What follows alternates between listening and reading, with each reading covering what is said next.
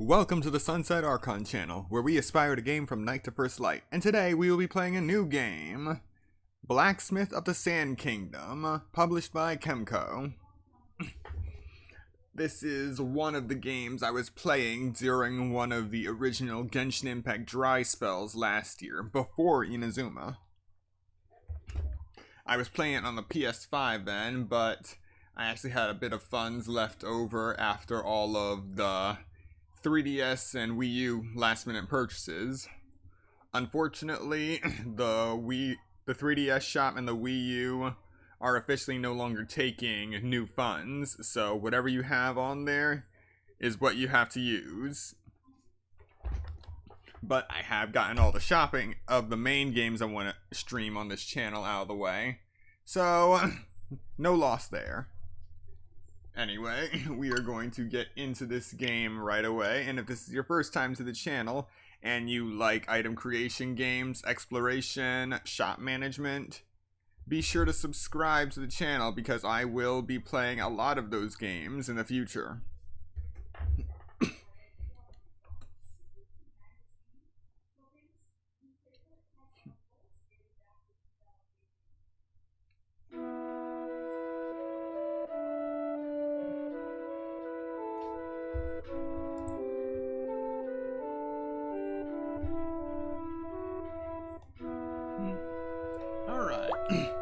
Sorry about the silence, just had to make sure my mic is actually working. Gonna start a new game fresh. I'm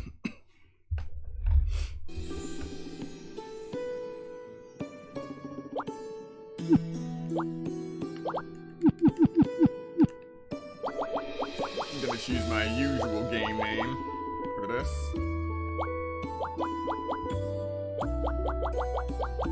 A nice touch for this game is that they allow you to use regular alphabet, hiragana, or katakana.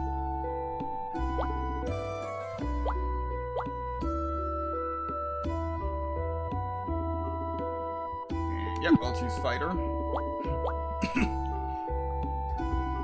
We have to choose a name, a class, and a faith. We have Sagranoth of the Sun, Sharona of the Earth, Lemonea of Womanhood, Nuesis of Misery, Kanos of Fire, Agrus of the Ocean, Borg of War, Dalsis of the Bastion, Solende of the Hunt, Shirar of Trade, Arquera of Wisdom, Rodin of Wine, and Noka of the Harvest. Those are the ones that we can choose from at the beginning. I can't remember which one I started with last time. So I'm actually going to read through the blessings to see which one is best for my playstyle.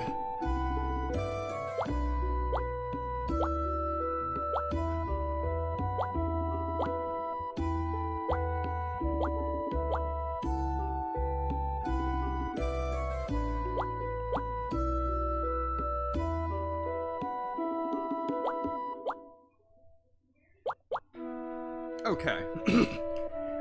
So from what I've seen, I either chose Noka of the Harvest or Shirar of Trade in my last playthrough.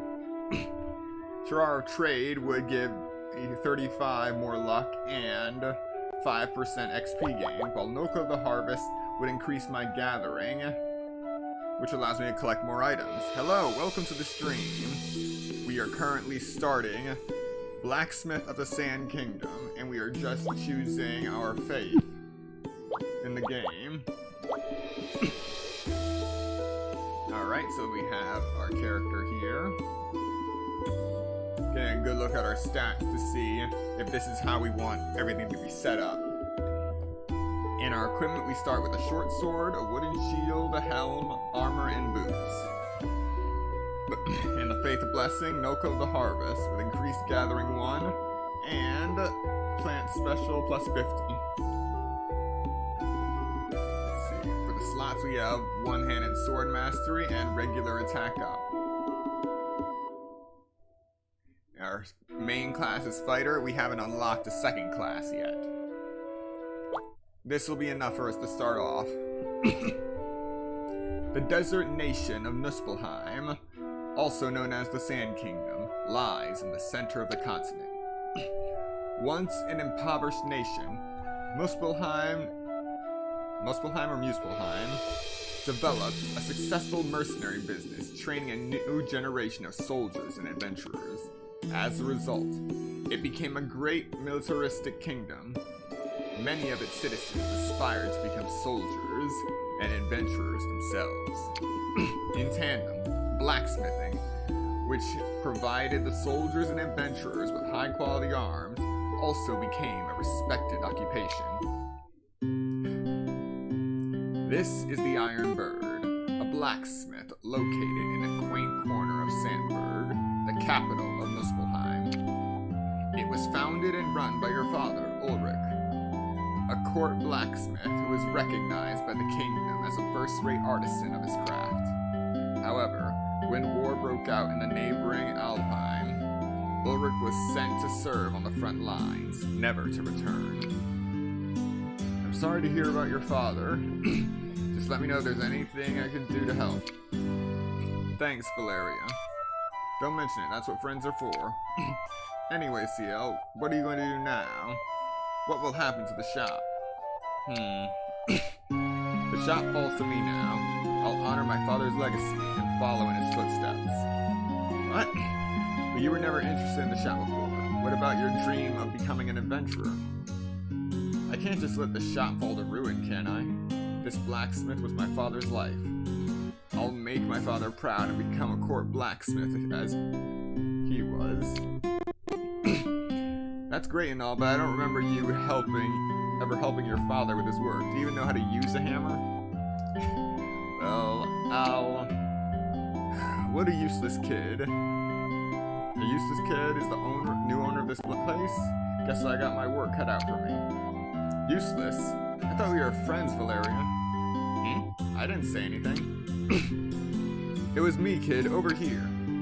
Huh? Howdy, I'm Pete. I'm just gonna call him Pete. It's much easier to just say. I'm a fairy that inhabits this workshop. We have a lot of work to do. Wow, a fairy. It's so cute. Wait, Valeria, aren't you gonna question the fact that there's a fairy here? And anyway, what do you mean you inhabit this place? This is my house. I've never seen or heard of you before. That's because we brownies only show ourselves to the owners of the houses we inhabit. Besides, you hardly ever came to the workshop before. Well, you're not wrong there. So I can see you because I'm the owner now. Then why can Valeria see you too? What can I say? She seems nice. Anyway, it'd be annoying for all of us if you could see me and she couldn't. So you basically just do what you like. Sometimes it feels nice to break the rules once in a while. I'm Valeria. Nice to meet you, little Petey. Petey? What? It's a cute nickname. Well, I suppose I don't dislike it. I've been here for quite some time and never met anyone like you. You said before that you got your work cut out for you. Yes. Well, you want to be a court blacksmith, right? If so, I'm your guy. You are? Ulrich asked me to take care of you if anything ever happened to him. Father. I can teach you all you need to know about blacksmithing. I always assisted Ulrich in his work after all. That's great, CL. Petey can help you become a blacksmith like your father. I know, I can help you out too. I can't use the forge, but I can tend to the store and sell to customers. Well, I mean, I guess I'll need all the help I can get. Are you sure? Of course, that's what friends are for, right? Thank you, Valeria. I really appreciate it. So first of all, I'll need you to go out and gather the materials we need to get started. You mean outside town? I need a permit for that. Not to mention there are monsters out there. You can register as an adventurer and form a party of the Adventurers Guild. The adventurers are allowed outside of town. This should be the chance to fulfill your dreams, CL. You're right, I never considered doing both at once. I can gather materials as an adventurer and create stuff here as a blacksmith. I don't really mind how you get the materials, whatever works. Alright, I'll go to the Adventurers Guild and see what they say. Good luck. The Adventurers Guild, that's that way, right? Alright. So there's no real town exploration, you just go from one location to the next. Excuse me. What is it? This is no place for kids, huh? You're Ulrich's kid, aren't you? It's awful what happened to your father. He was the best blacksmith I knew. We were the best buddies when we were kids. He'll be sorely missed. You knew my father? Indeed I did. My name's Aegon. I've been the guild master here for more years than I can count. Your old man never mentioned me? Anyway, what brings you here today? Anything I can help with? Actually. Ah, I see. You're taking over your old man's shop, are you? He'd be proud. And you want to venture out of town for materials? That's the idea. You know there are monsters outside town, right? That's why regular citizens aren't allowed to go without an escort. But adventurers are an exception. You can come and go as you please with an adventurer's permit. But leave the safety of the town at your own risk. Adventuring ain't easy, you know? I'm fully aware of the dangers, but I want to do it too. You got guts. I like that. You remind me much of your father. Very well. I'll process your request. Really? Thank you so much. The first step is to form an adventuring party. There are many new adventurers like you waiting to get started. Tutorial. You must create 4 party members who will adventure with you for the rest of the game. You can choose their names, genders, starting classes, and faiths. Except for gender, all of these can be changed in game. So we can worry about changing the names later. We're just gonna focus on the actual classes. So we're gonna choose an archer.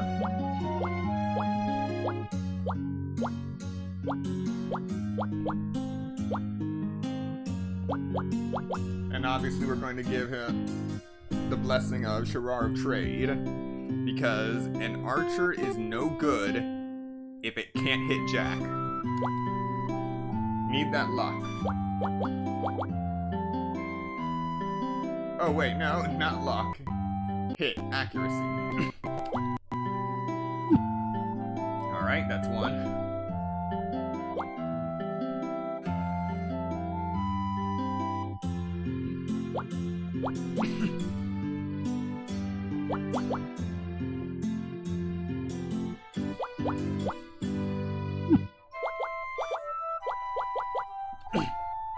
Next, a priest.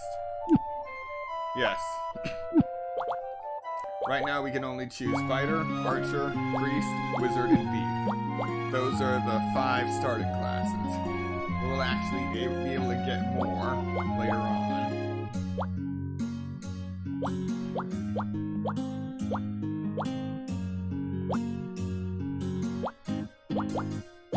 So for the priest,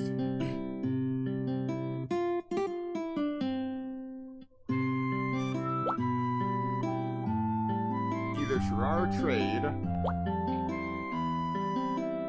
Yeah. Arcaro of Wisdom. I can change these later on.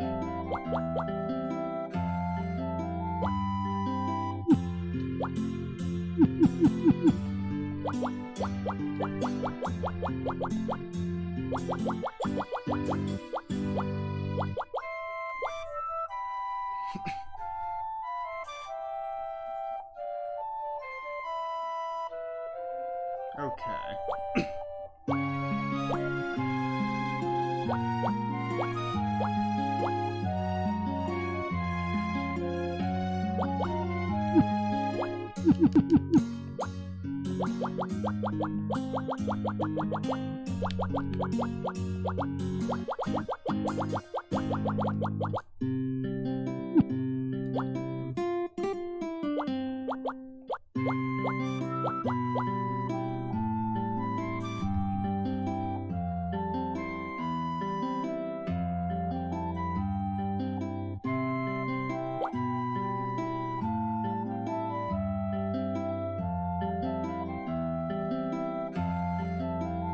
I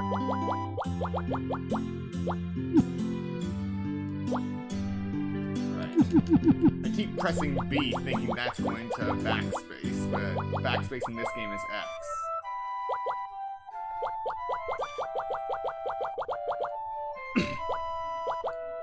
Now we want a wizard.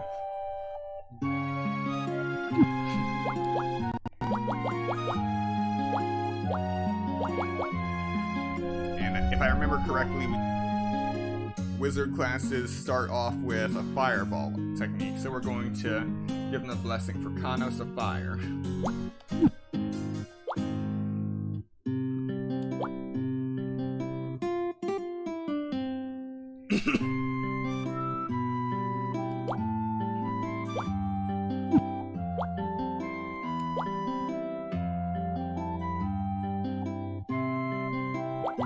Alright, next, the thief.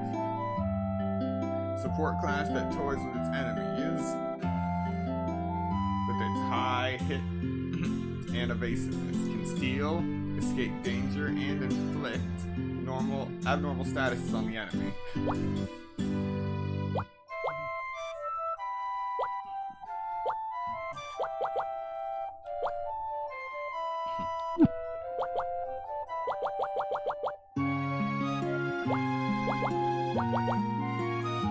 Alright, so we're gonna give this one to our trade, hands down.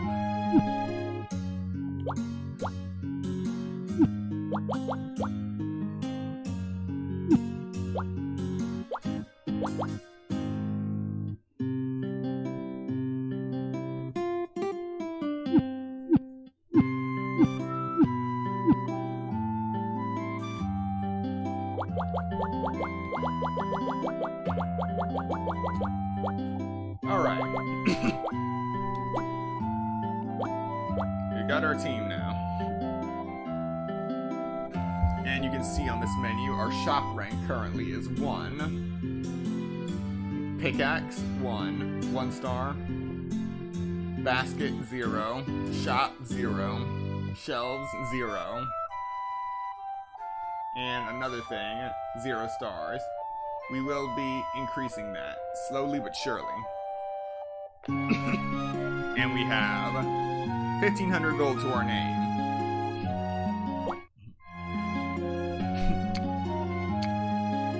Party's ready? Well, I'll be. That's a great party you got there. Just remember, a party stays together until the end. Treat each other like family. Your adventurer's permit will take a little more time. You should go around town in the meantime. Go around town? That's what I said. Adventuring is everyone's business. The item shop, tavern, infirmary. It's customary for new adventurers to introduce themselves to those whose support they'll be needing throughout their career. Introduce myself. I guess I could do that. I'll be back later then. So now we got 3 new locations. The infirmary, where we'll go to heal. Item shop, self-explanatory.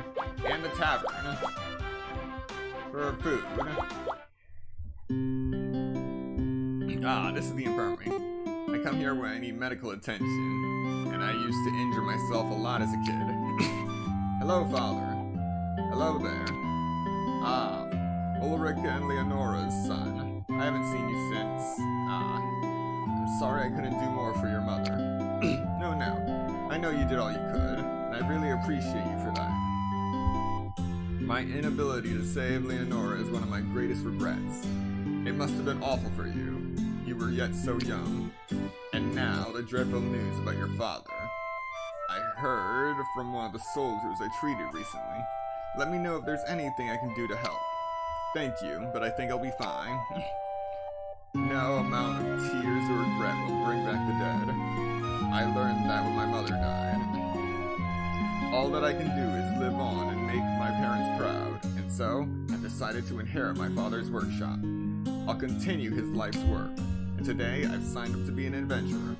The reason I'm here now is that Aegon told me to introduce myself around town. Your father raised you well. You have my full support, lad. Thanks, Father. I'm sure I'll injure myself again before long. Tutorial. The infirmary has the following options: treatment and change faith. HP and MP do not recover automatically in this game. Treatment restores your HP and MP to full. Change faith allows you to change your character's faiths. Be sure to change your character's faiths in alignment with class changes and the game's progress. Now, this game doesn't give you an option to skip tutorials. However, it does give you the option to repeat them if you're ending up spamming the A button too much. A button or X button, because this game is on PlayStation and the Switch. I'll try not to get hurt too badly. Be safe out there. Father Christoph, I'm here. Is something wrong? Sorry to interrupt. One of the patients is in need of urgent attention. I'll be right there. I'm sorry, Ciel. Zudi calls. Feel free to stop by anytime, even if you're not injured. Alright, next up is the item shop. Here's the item shop. I've actually never been in here before. Hello? Hello? Hello? Is anyone here? I guess not. Why would they leave the shop open if... Yes. Whoa. I would appreciate if you didn't shout. I'm not deaf. I'm busy carrying out important alchemical experiments. You could have responded the first time you heard me. Well, you're right. I could have, but I told you I was busy. Excuse me. Did you just read my mind? Oh, brilliant. A simpleton. I'm afraid telepathy is reserved for comic book fantasy. It was obvious what you were thinking, but I don't blame you. Most people would have reacted that way. But you are right. Ignoring people is rather rude. I don't see why he's laughing. This guy's weird. Anyway, what do you need? Looking for something specific? Actually, I came to introduce myself. I'm Ciel, a new adventurer. Agen told me to come introduce myself around town. Agen? Ah, the Guildmaster. I never asked him to send me new customers. I wish that guy would stop meddling in my business. I prefer it when the customers aren't here. Sorry? Oh well, you're here now. I'm Horik, the somewhat owner of the Bottom Item Shop. Somewhat owner? What does that even mean? It's a long story. I'm basically running this place against my will. Nothing to bother your simple mind with. Tutorial. At the item shop, you can buy and sell items.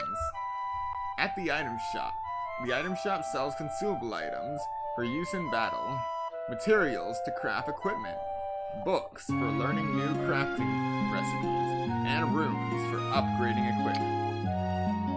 The items available change based on the guild's requests you complete and the game's progress, so be sure to check back frequently.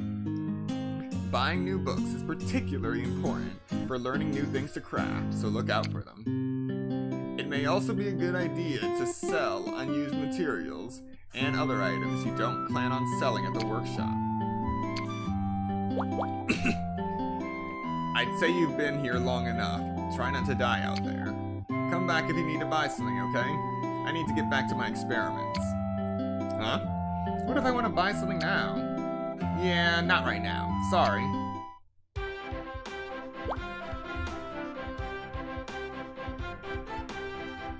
And lastly, we have the tavern.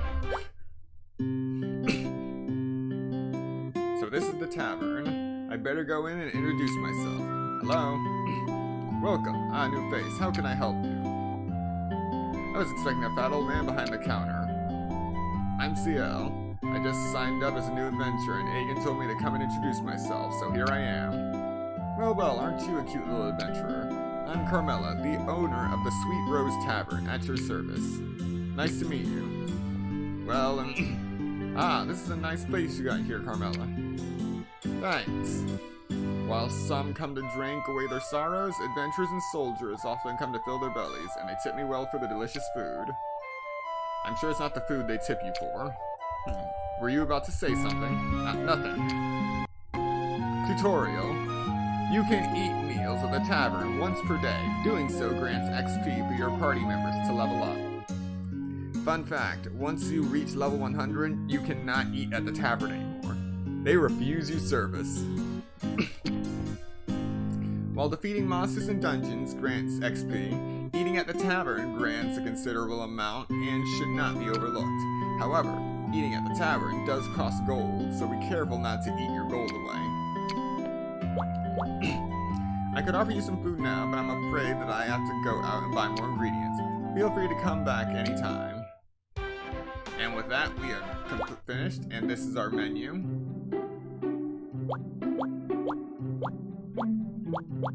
And there's actually a shop section here, right here. Data automatically saves when purchasing jewels or exchanging items in the shop. Select a slot to save to. So this is going to be our first time to save.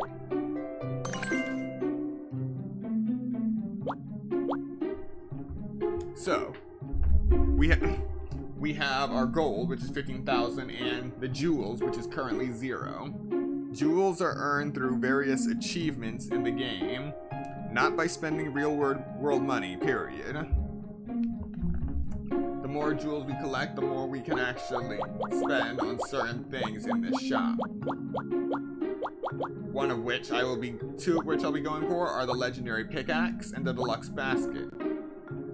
The deluxe basket allows me to hold 999 materials. The legendary pickaxe allows me to gather from gathering nodes 3 times.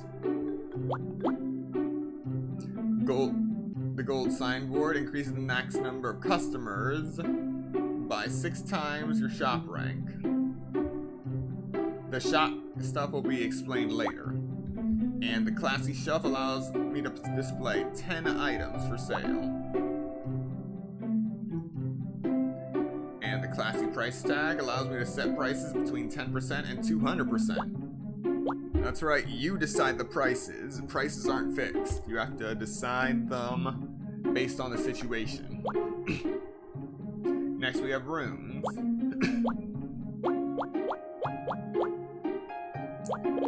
This is unlocking the runes.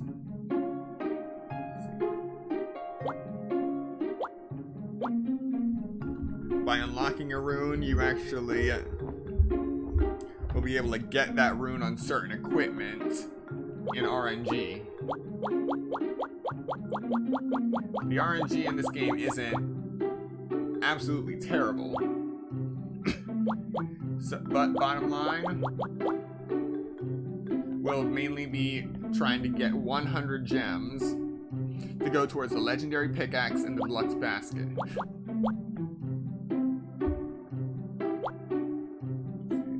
Exploration skip card. A ticket that automatically completes a dungeon, gathering materials from all gathering nodes. That's something you can do if you absolutely need materials fast. Alright. Here we can see our requests. Our items. Right now we just have a regular pickaxe. Allows you to gather from gathering nodes once. And we have 3 healing potions.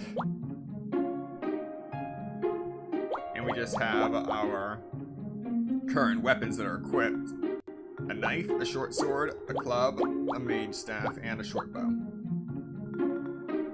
And all of the armor that's currently on us.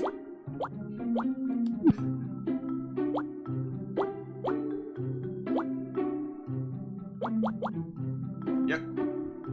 And one of the first skills for a mage is Fireball. We also have Ice Bullet.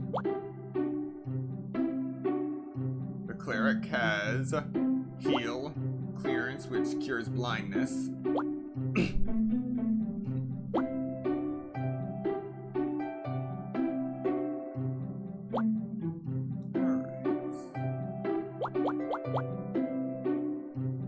And the Thief, which knows Steel. We'll be using Steel a lot.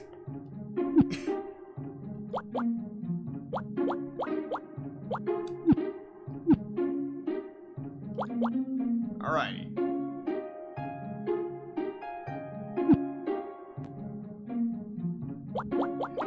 And here we we have formation. So different formations provide different boosts.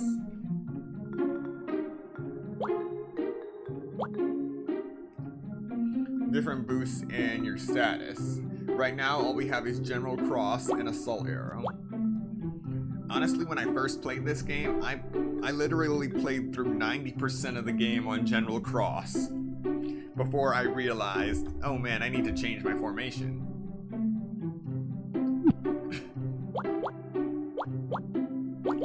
Finally, we got records.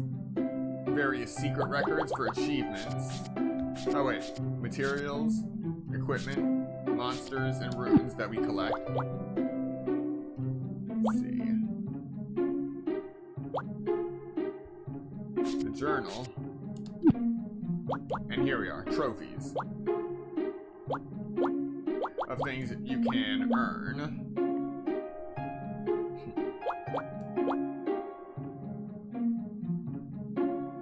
One of the requirements for maximum sales is 1 day. 1 day sales exceeds a certain amount. So it'll show you the amount on the right side. For 1 star, 5,000. 2 stars, 30,000. 1 day sales for 3 stars, 75,000. 4 stars, 150,000. 5 stars, 750,000. And yes, it is not a pipe train. We will be doing that. This will allow us to get the iron signboard, the silver signboard, and as we collect gems, we'll actually be closer to getting that other signboard from the shop. In this one, once we increase our shop rank, we'll be able to get the high quality shelf. This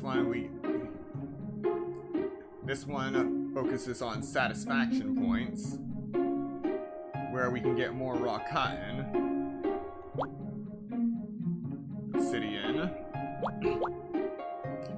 We're definitely going to want that XP up orb.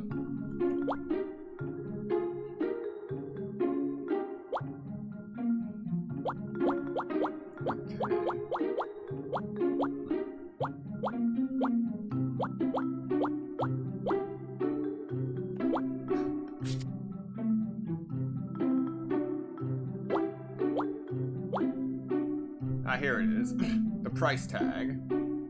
So we get the different price tags from beating bosses. We'll get the first one for beating 1 boss, and then the next one for beating 5. Baskets are obtained by gathering. So once we gather 100 times, we'll get a new regular basket. And once we gather 500 times, we'll get the sturdy basket. Then the final level of basket is actually purchased from that gem shop.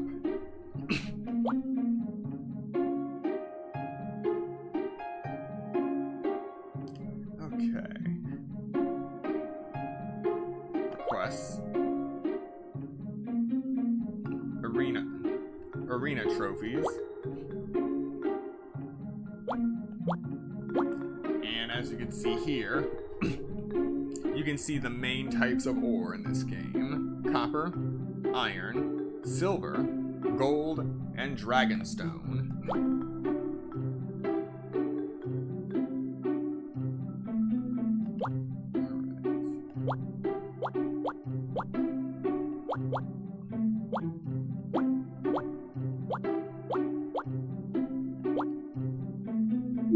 Alright, I think that's it for the menu tutorial. Let's get back to the Adventurers Guild. Ah, you're back. Your Adventurer's Permit is ready. You got an Adventurer's Permit. Cool. You're one of us now. Welcome aboard. Thank you. And so, what exactly does an adventurer do anyway? What? Are you telling me you wanted to become an adventurer without even knowing what it's all about? Well, I know it involves exploring dungeons and hopefully getting rich quick. But what do adventurers do when they're not out doing cool stuff? I thought you had guts, but it seems like I mistook it for blissful ignorance. Fine, listen well. Basically, adventurers accept requests that come to the guild on a first-come, first-served basis. Requests can be submitted by townsfolk or even the state. The requests themselves can range from delivering items and exterminating monsters to gathering from and investigating dungeons. We call ourselves adventurers, but a lot of the time we're more like handymen, helping out people with their troubles. Handyman, huh? You're going out to gather materials, right? Why don't you accept a request while you're at it? It pays. Tutorial.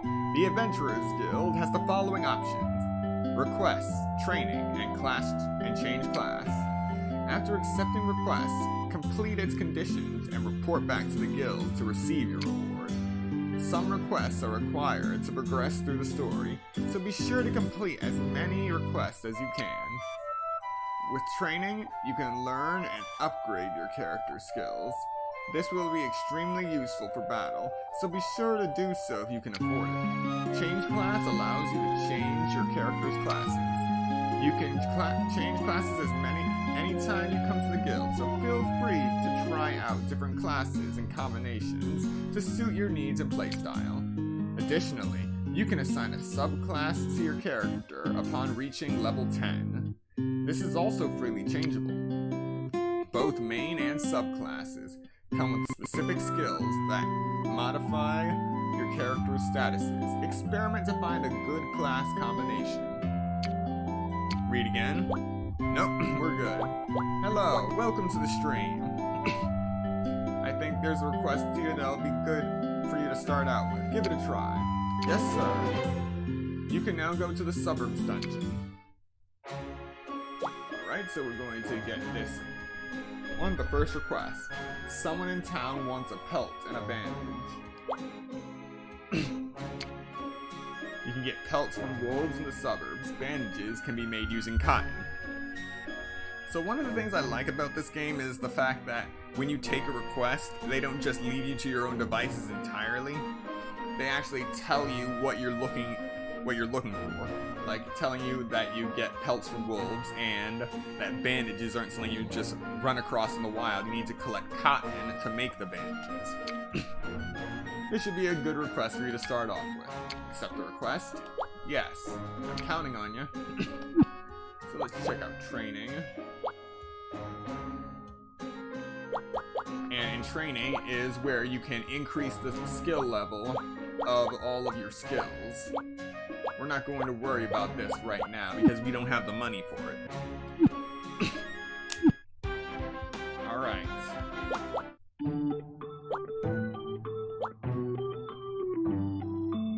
So we got revival potions, cost 2,000, we can't even touch those. We have 3 healing potions. What we're going to do is just buy 2 mana potions and 5 eye drops to cure blindness.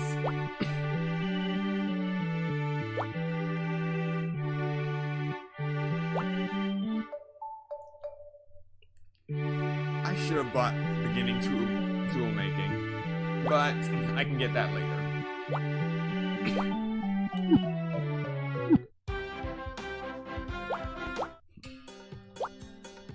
Okay.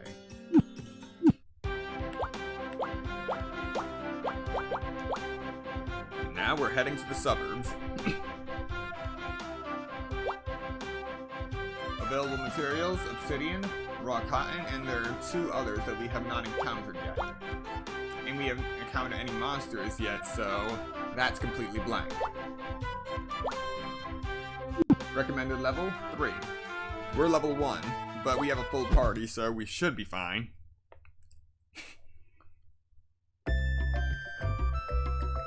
Sandburg is in the middle of the desert, but outside the town is surprisingly green. Maybe it's because Lindworm River is near here. Time for my first adventure. I'll get as many materials as I can find. Tutorial. Walk up to and select gathering nodes in the dungeon to get materials. The number of times a gathering node can be used depends on your current pickaxe rank. Pickaxes can be obtained by progressing through the game and from the special item shop. Treasure chests contain a variety of items. Some even contain special items, so be sure to open all treasure chests you come across. Dungeons are inhabited by monsters. They will chase you if you get close and initiate combat if they touch you. Monsters disappear when defeated, but will return after some time. Battles are turn-based, and you can choose to attack or use skills, etc. Attack. A regular attack using the equipped weapon. Skills. Techniques and magic that costs MP to use. Items. Use consumable items in battle. Defend. Incoming damage is halved until next turn. Retreat. If successful, allows you to run from the battle. Accelerate. Pressing ZR. Speed up the battle. This would be done with R2 if you were playing on PlayStation. Auto. X. Also triangle in PlayStation. All party members fight automatically. Both options can be toggled on and off. AI settings. Y. Select how the AI fights in battle in auto. Targets of the attacks and skills can be selected by using the selected arrow and confirming. Defeating all enemies or escaping will take you to the battle results screen. By defeating enemies, you can obtain materials, items, and runes, etc. Some materials are only obtained by defeating monsters, so try not to focus on gathering nodes alone. Travel points on the edge of the area will take you to another area. Try to explore the dungeons in their entirety. Be sure to make use of the minimap while exploring dungeons. The information shown on the minimap increases as you progress through the game. You have reached the end of the tutorial. Check out Menu, System, Manual for more details. Read again. We're not going to read all that again. Suburbs 1.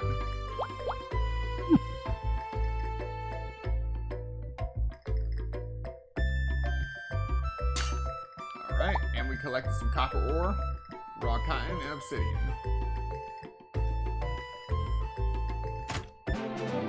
And we got 3 more healing potions.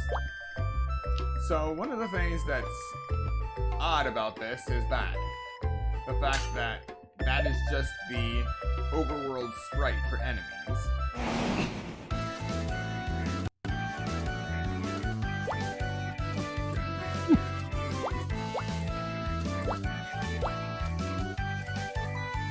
Alrighty, so we select our enemy, which enemy we're going to attack with L and R, and then choose what move we're going to use. So we're just going to use regular attacks for now.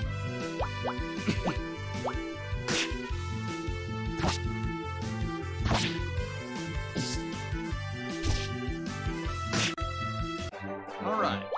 And with that we got small vine, small feather, or thin vine, small feather, large edge, and 3 XP. But Joel got 4 XP because of the blessing he has. So for the first level, we need 100 experience points to level up. So we need to do about 33 more battles like that.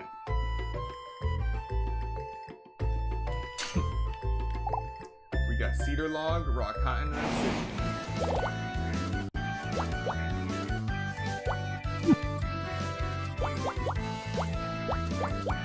And for the fire strike, we want to take out the mushroom, because I think the mushroom is weak against fire.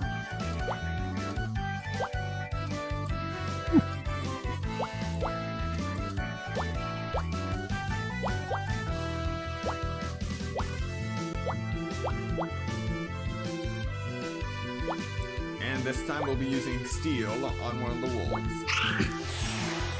And we stole obsidian.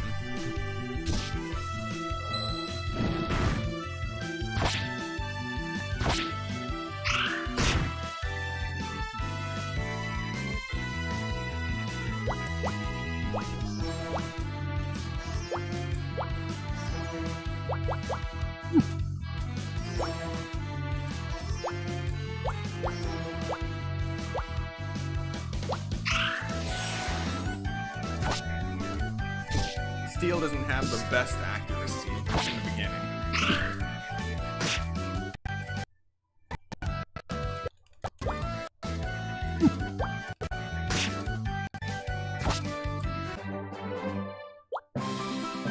Alright, we got 6 pelts, cedar log, fleshy mushroom, and 2 HP orbs. So orbs are the equivalent of accessories in this game. Actually, maybe not. Oh, wait, now I remember. I actually need to be in the blacksmith shop for that. So they're enhancements for your weapons and armor.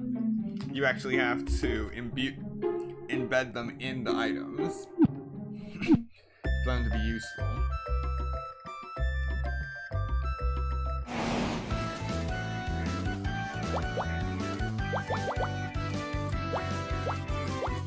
Alright, so let's try overdraw this time.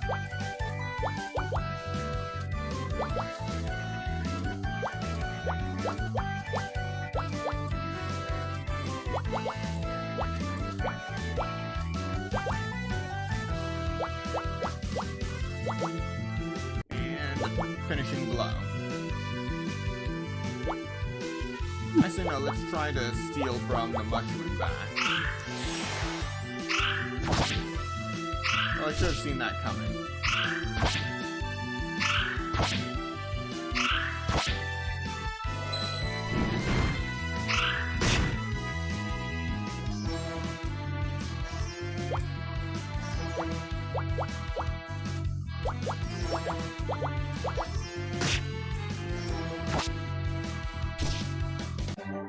All right.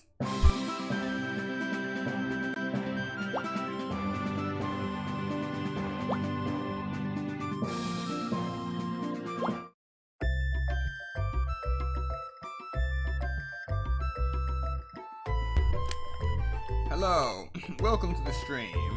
Tutorials are now over. It's time for us to just enjoy the game. The enemy started with preemptive strike. Right, that actually can happen. Unfortunately, preemptive strikes have us at the mercy of RNG.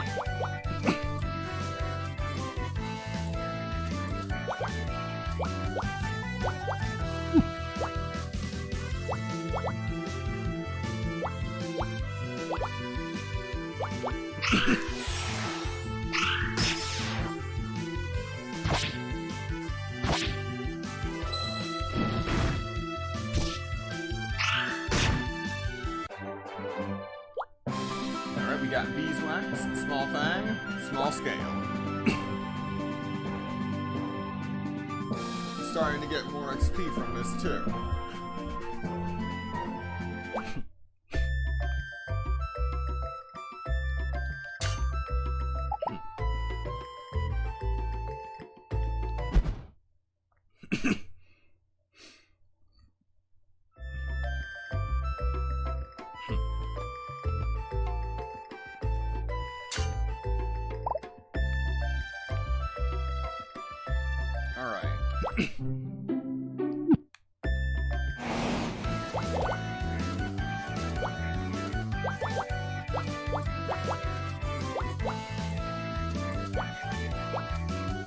Alright, other than LNR, you can also use the D-pad to control where your attacks will hit, because some of the attacks hit multiple squares.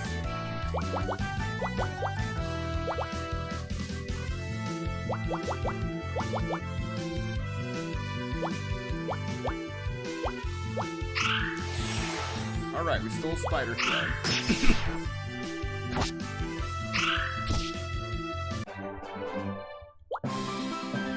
And we got 2 more spider thread and a small feather and an evasion orb.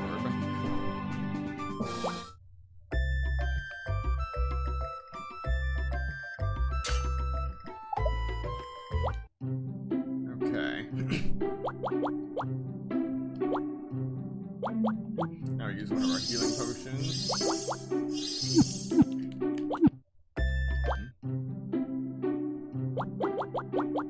And we already completed one of the trophies. Unfortunately, it doesn't tell you where you completed it, but it's likely that we completed it in combat. Gathering. Gather 5 times, and you are awarded 20 raw cotton for that. The next one we get is for 100 gathers.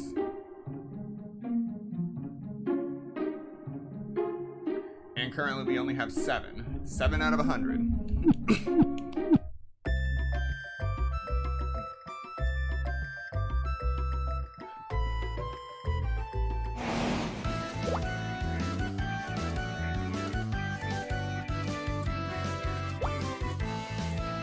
Okay.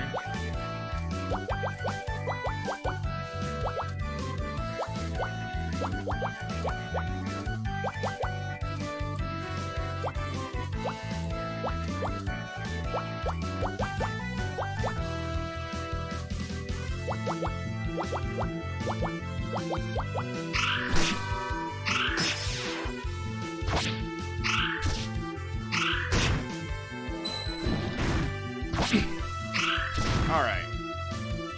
The number of enemies on the field did look intimidating for a second, but it's not that bad.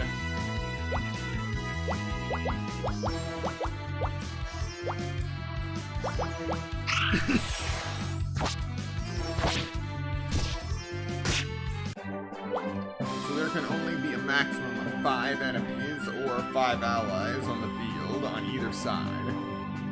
Got cedar logs, an apple, a staff orb, fleshy mushroom, small fang, and small scale.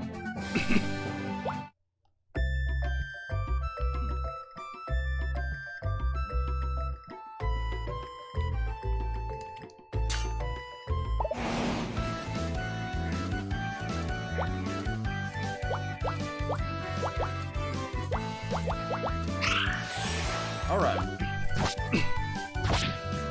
Managed to steal an extra fleshy mushroom.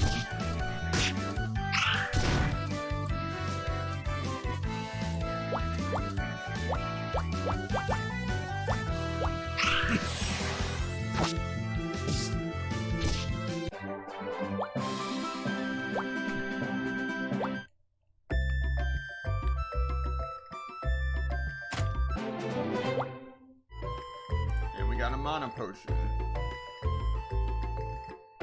That door over there is the way to the next part of the area, but I want to make sure I get all the nodes before moving on.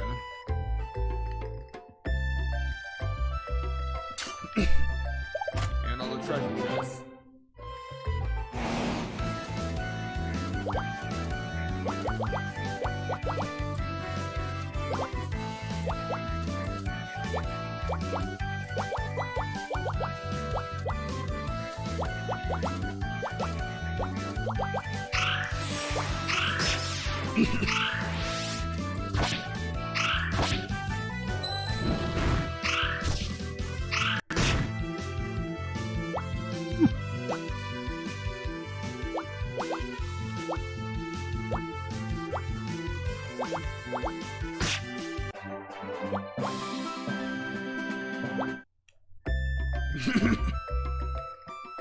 Alright, on to Suburbs 3. And the enemy started with a preemptive strike. I'm pretty sure there's an item or skill that we can get to prevent preemptive strikes against us. I just can't remember it right now.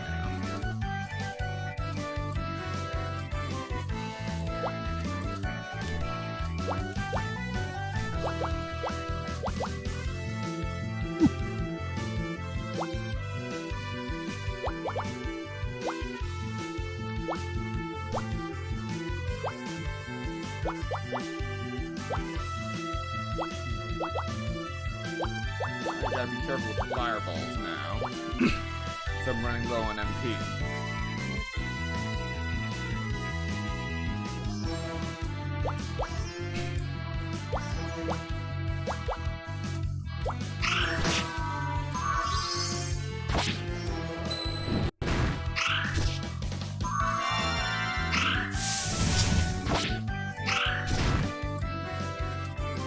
Alright, we're still alive.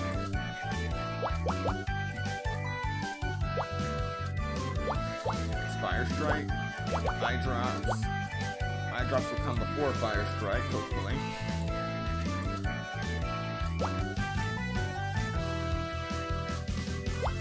Heal Joel.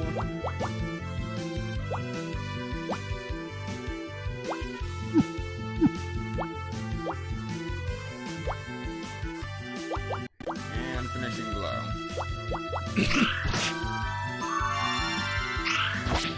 Yes.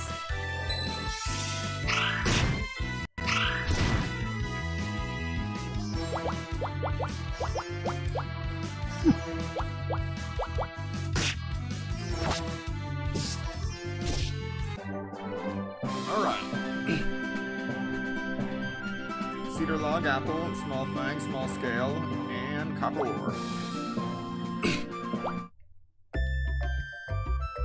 20-30 XP left until a level up.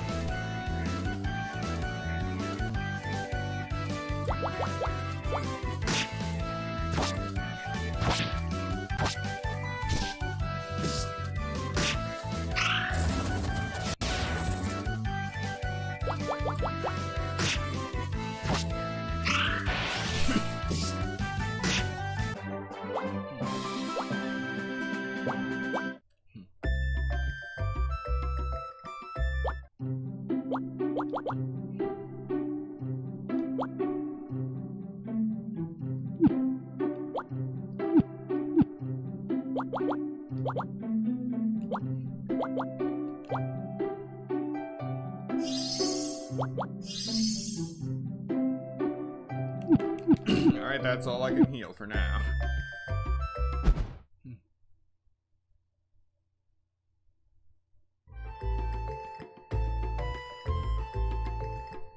So now we are going to be avoiding battles until the very end. We got a revival potion, which will heal one of our characters if they die.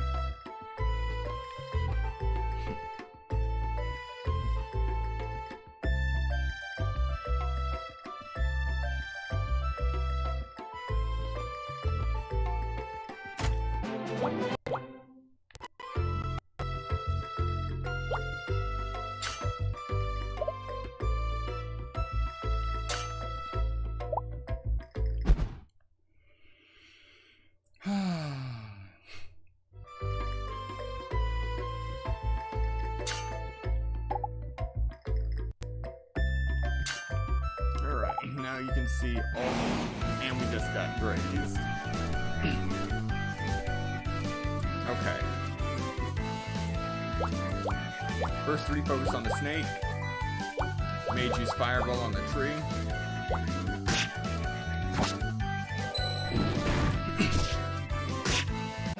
Excellent. And Joel just leveled up.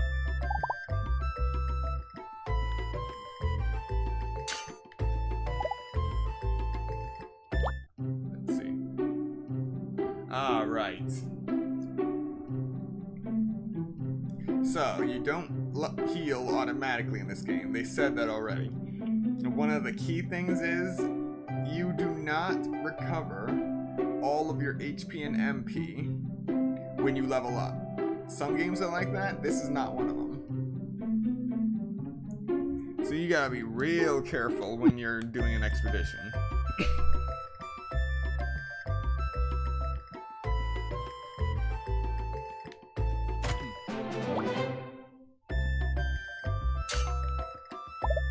So we're not gonna mess with this guy yet.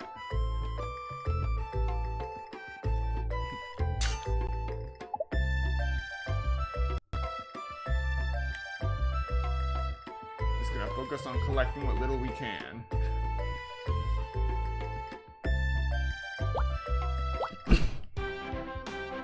And now we've returned to town. We can only go out to a dungeon once a day.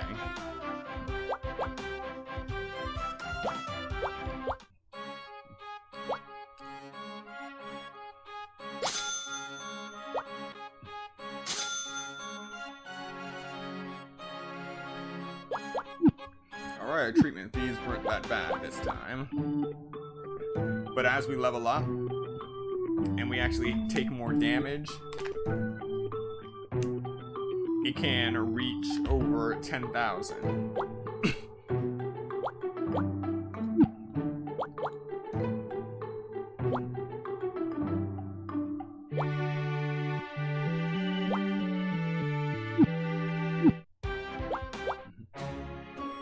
So we're going to... Oh right, we need to make bandages. I'm back. Welcome back. Did you get plenty of materials? Loads. Well done. Here, I found some too. Obtain 10 obsidian, 10 raw cotton, and 10 cedar logs. How'd you get all this? Well, I did some cleaning so it'll be ready for customers, and I found all this while sorting out the storeroom. Pity said they're probably leftover materials that your father didn't use. Keeping your workspace neat and tidy is extremely important. Yes, boss.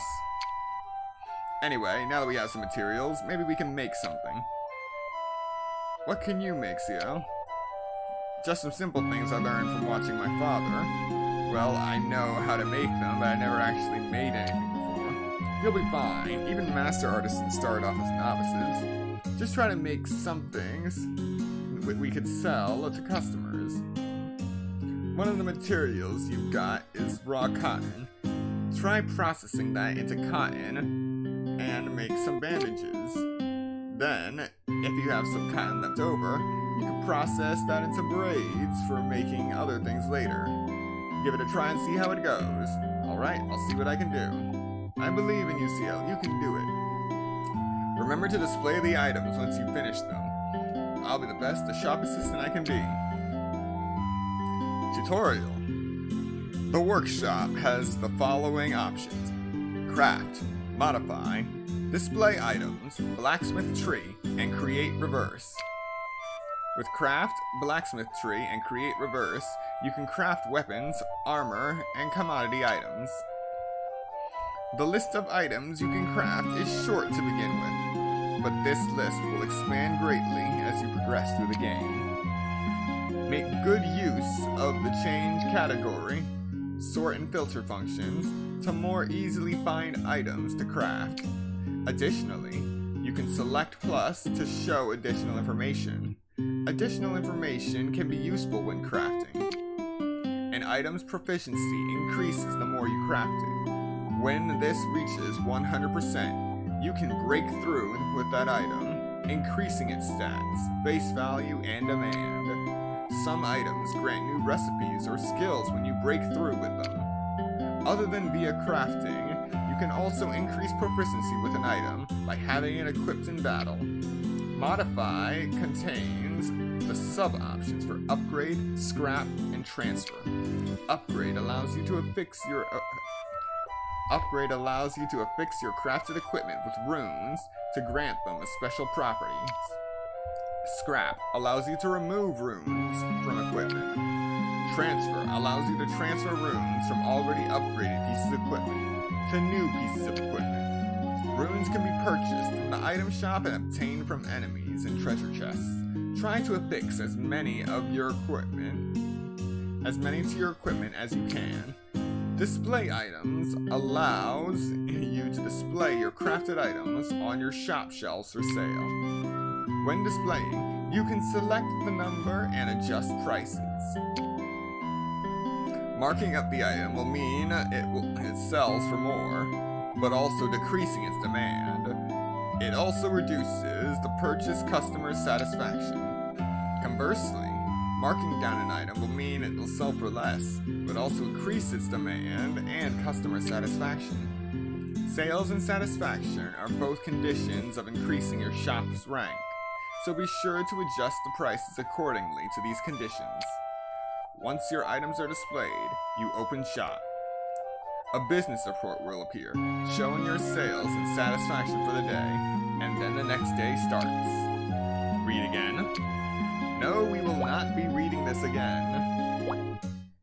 I think there may be 1 or 2 more tutorials left in this, but I think we've gotten through the main bulk of them. So first we're going to create cotton, which is made from raw cotton. And we will make 50 of them.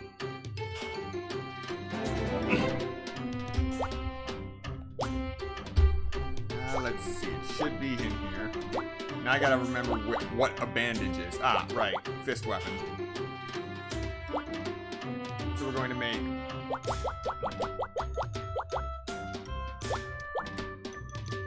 10 bandages, increasing our proficiency.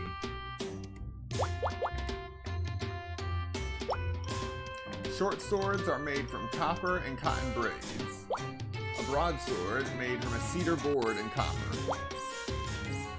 So we're gonna make a bit of copper.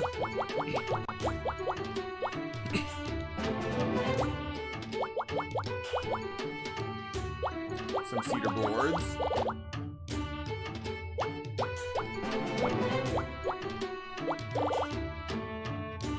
And some cedar sticks.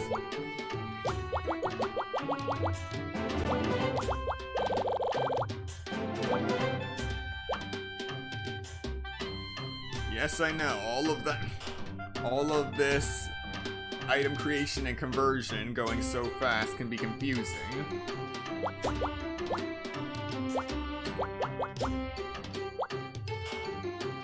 So we'll make 6 broadswords, 5 to sell, and 1 to actually equip.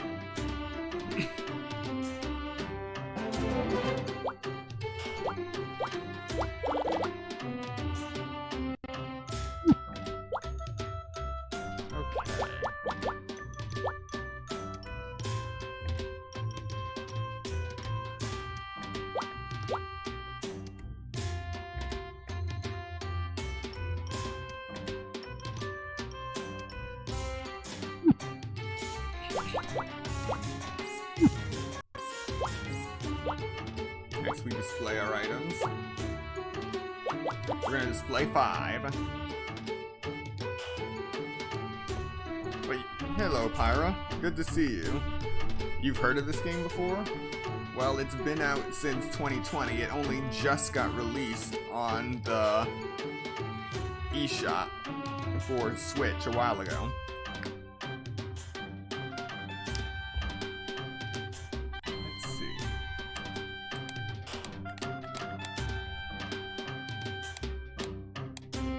We're gonna leave that at full price.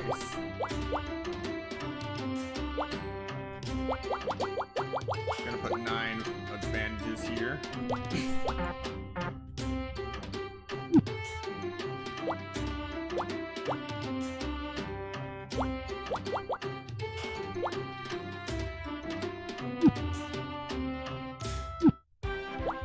And before we open shop, we will complete this quest.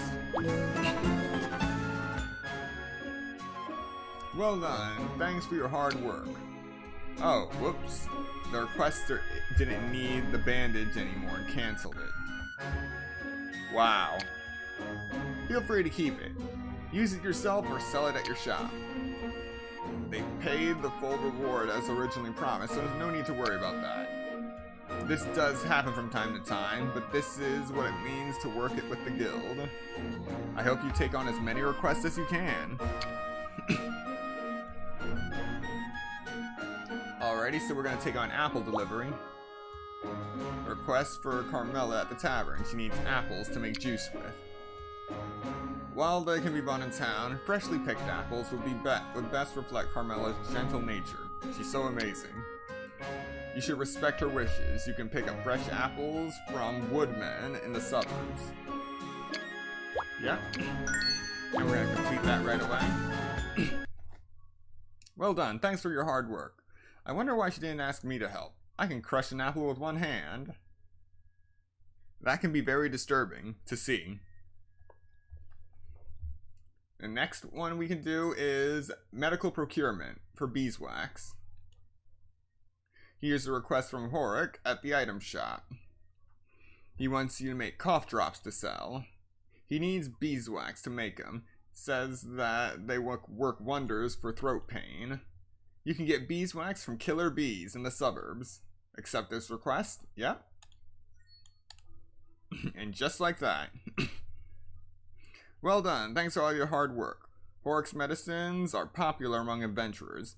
You should help him out more when you get the chance. The next one is a patrol request. A request from the guild is to patrol a dungeon to check for any abnormalities. Now this is actually a story quest, so we are not going to take it yet, because if we do take it, we have to fight a boss at the end of it. But as long as we don't take it, that boss won't trigger. So we're actually going to play through the suburbs a few times to actually level up before we fight that thing.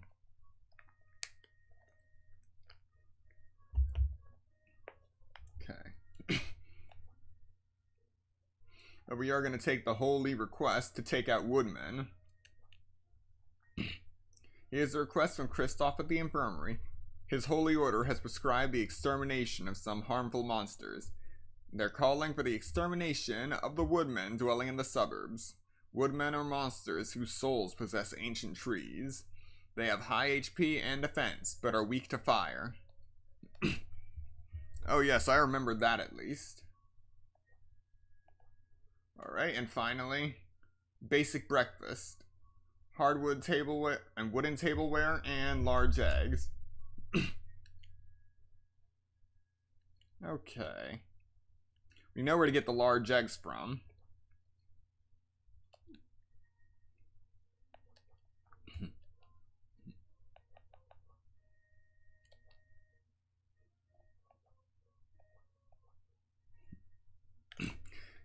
You watched a video essay about the economics within a game, and you think this is the one mentioned. This one was mentioned. Don't remember what the video is called, though. Well, yes, it is quite possible this game was referenced, because this game does actually go pretty in-depth with the economics of a blacksmith shop. More so than I first expected when I started playing. It's quite an interesting experience.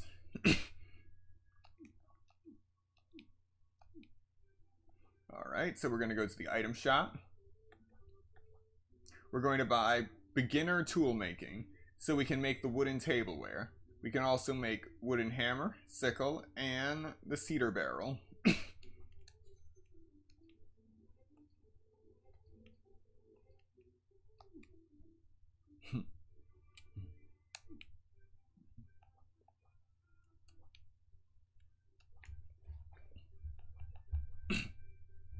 Now we're back to creation. Going to commodities.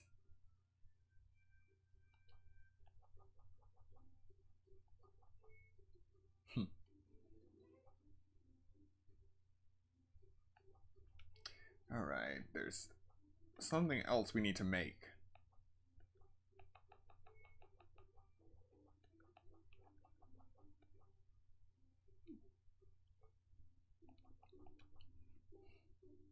Alright, we don't need to make anything else, we just need the egg.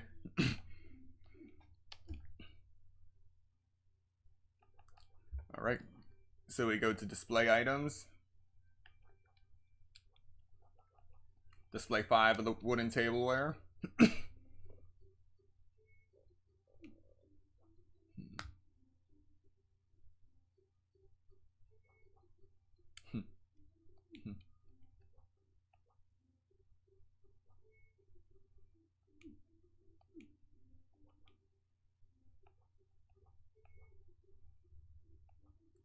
Okay. Trying to make a wide variety of items to sell.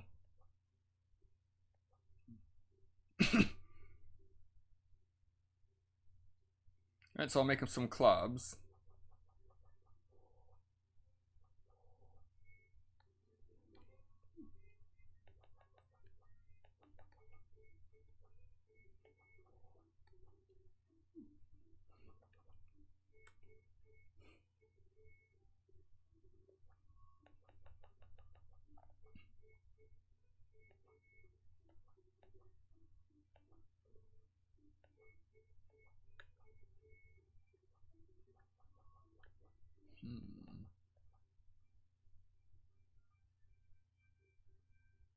And 5 wooden hammers.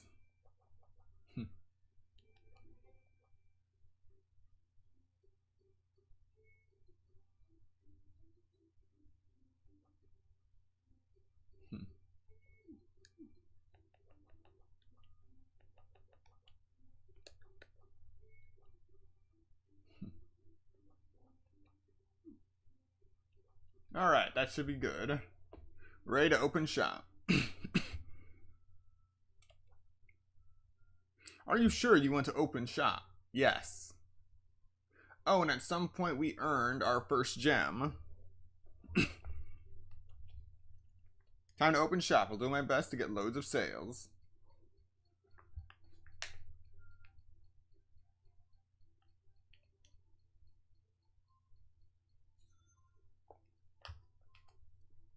Alright, so our broadswords, wooden tableware, and the wooden hammers all sold out. We have 2 bandages and 1 club left over. That was a pretty good first day. Total sales 4,750. Satisfaction 240.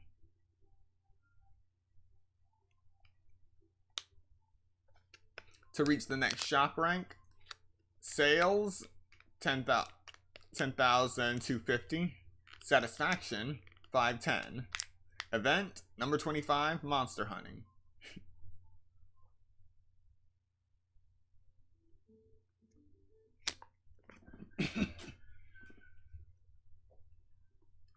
Morning. Good morning. You're finally awake. Time for a hard day's work. Valeria woke up early to get the shop ready for the day. She's just like a brownie. Oh yeah, I always wondered, what is a brownie? Well, you see, a brownie is... I know. I read about them in a book when I was younger. They're fairies that live in people's houses, right? They're good fairies that help around the house. Brownies make the family they live with flourish. Yeah, pretty much. Amazing, right? I'm not too sure. You say that you lived in my house for a long time. We don't really have that much money at all. Certainly far from flourishing. Naive young CL. Flourishing isn't all about money, you know. Tell me, what was your father? A court blacksmith. The state recognized him because I brought good luck. But that was only because Ulrich had the skills worthy of becoming one.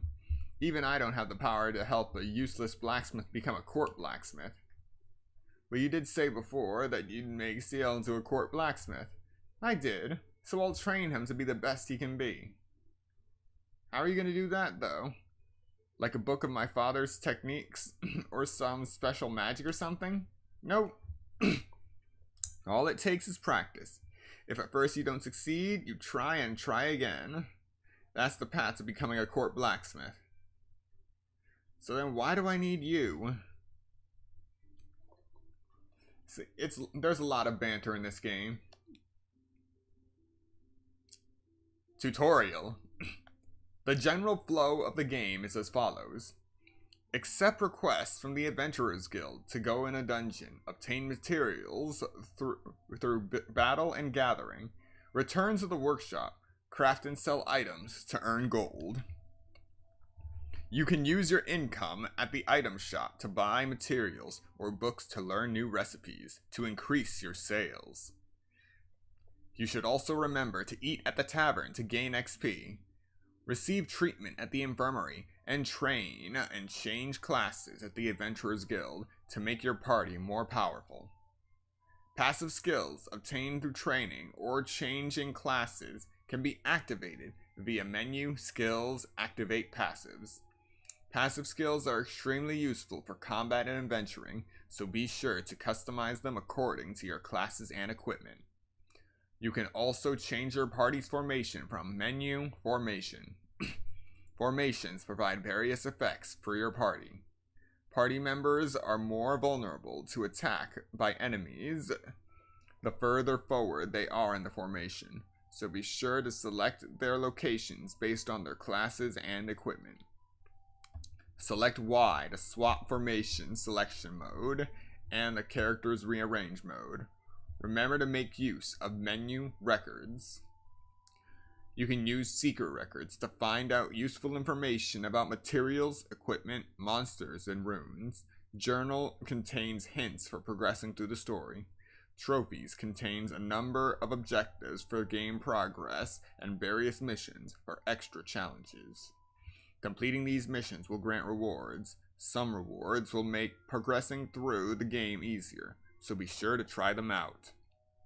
For more information, check out Menu System Manual. Would you like to read this tutorial again? Absolutely not.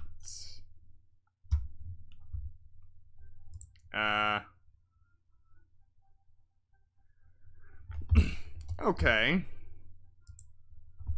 So as I was reading that, I looked at the settings to the stream, and since I had to set up a completely new stream and not use settings from a previous stream, I forgot to turn the latency up to ultra low rather than just normal. So I can't exactly ask people questions live without there being a massive delay. I'll be sure to change that for the next stream. This ain't no place for kids. Get out. Now. Are you telling me to drive away a precious customer? No, I didn't. I wasn't. I'm sorry, Carmela. Is it me who you should be apologizing to? You're right. I'm sorry, lad. I take back what I said. No, it's okay, really. Well done. Everyone has to get along in here. I think I had a bit too much to drink. I better get myself home before I cause more trouble. Yes, that would probably be best. Be careful, okay? I will. I'll be back soon. Sorry about him. He's a gifted carpenter, but an awful drunk. He's quick to start a fight and always forgets things. It must be hard to run a place like this. Alright. Full course meal. Total bill, $1,600. But at least we leveled up.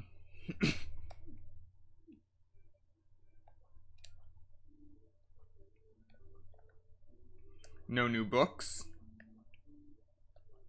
But we do want to stock back up on our healing potions. And we'll buy 5 cough drops so we don't get silenced. With silence, if you get hit, you can no longer use skills.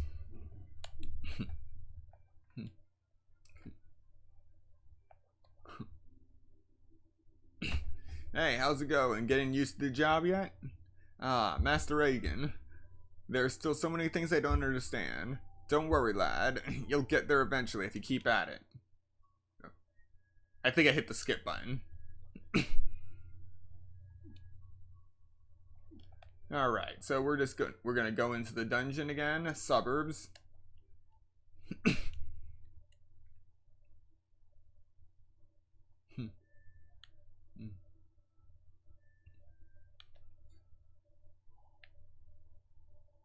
And we're just gonna keep breaking these nodes for more materials. For whatever reason, we get wood and cotton from stone nodes. I'm not gonna question it though.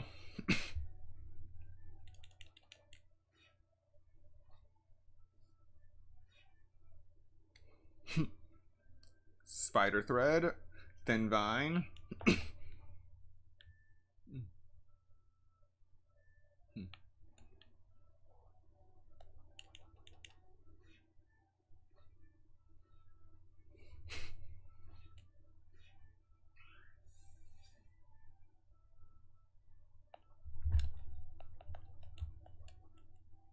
Oh, wait.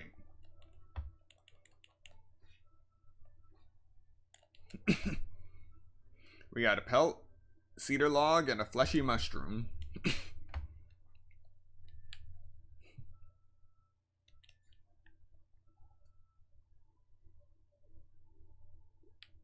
Yeah, the beginning of the game is pretty grindy.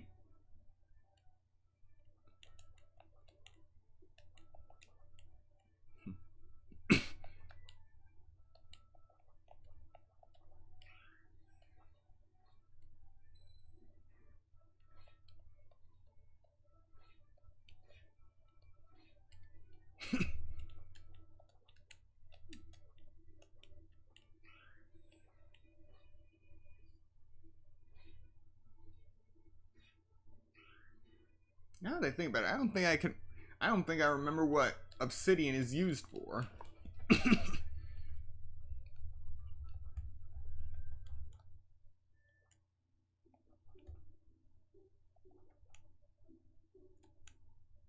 Alright, got that broadsword on now. Almost forgot to equip that.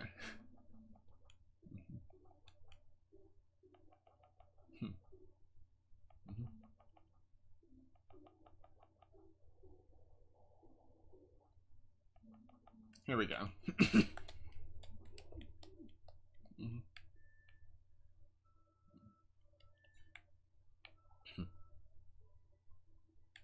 Oh. Oh, right. At the very least, the battles aren't randomized when you just see those blobs.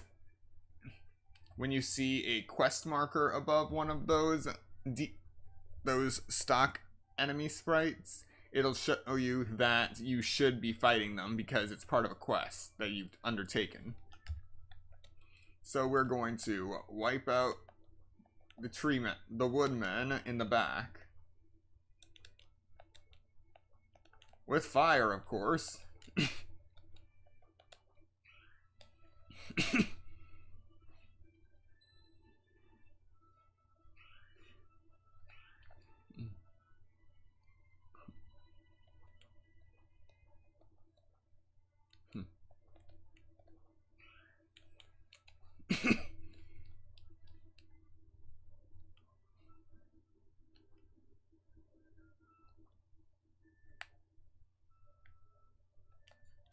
Alright, we're almost to level 3.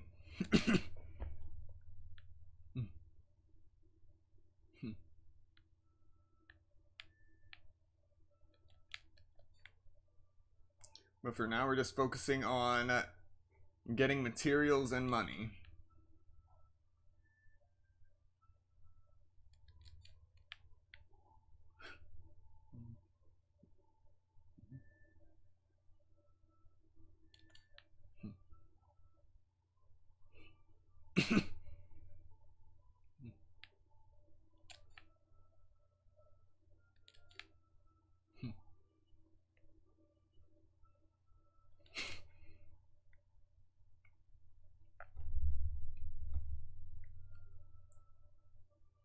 This is also one of those games where you do not want to fight things stronger than you.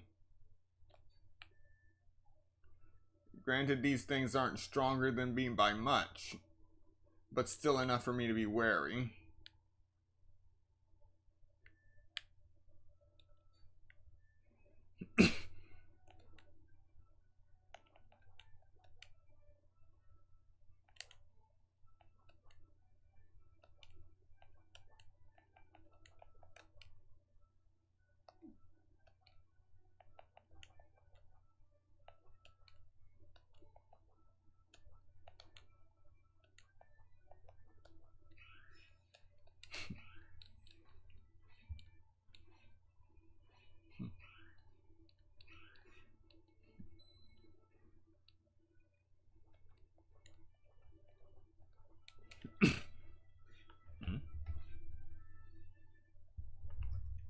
Weird. Ah, nuts. Hang on a sec, the audio gave out.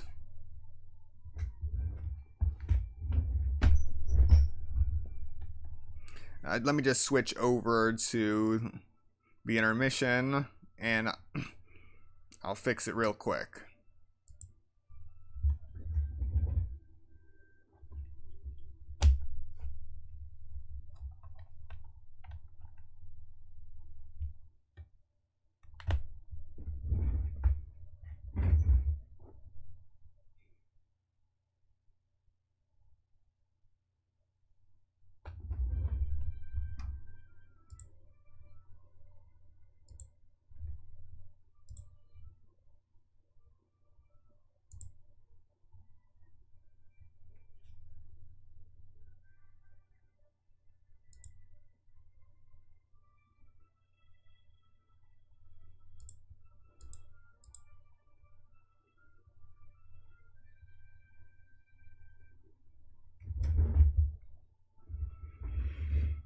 Alright, it's still not working.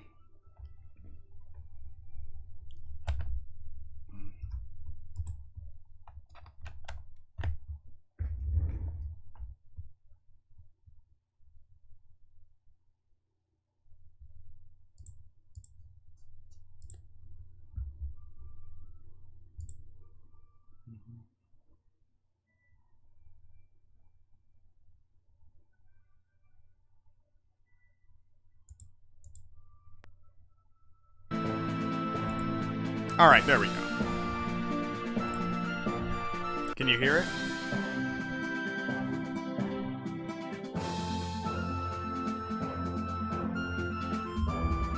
That happens sometimes, but hopefully we won't be dealing with that so often.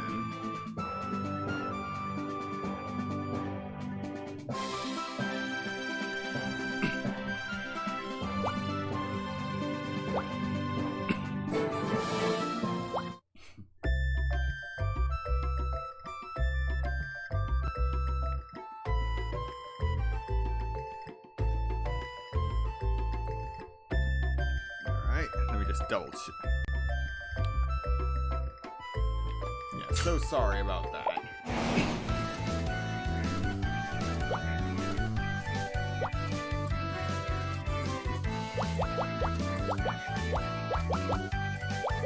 Now we can burn woodmen with full audio.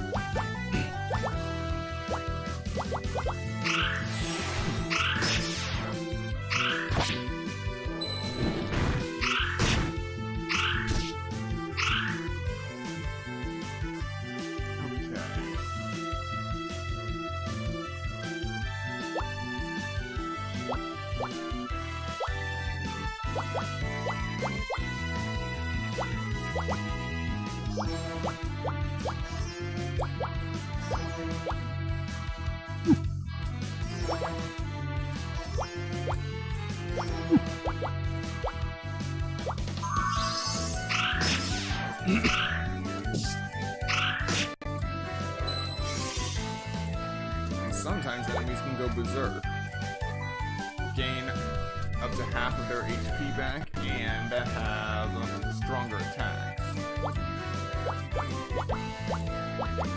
If it's something especially strong, you'll want to focus all of your attack power into killing that one thing before it kills you.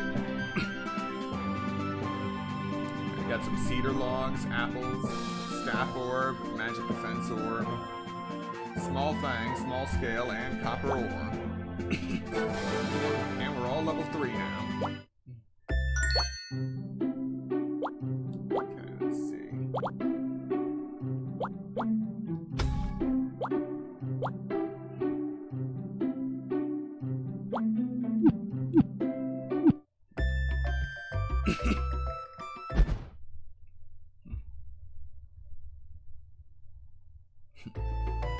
And we are now 1 hour, 34 minutes, and 45 seconds into the stream. But we all know that most of that was tutorials.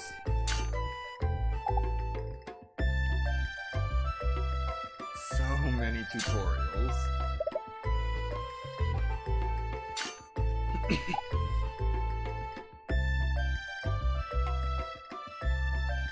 Honestly, I think that was better than some games that literally cut up tutorials into several mini tutorials in separate parts of the menu.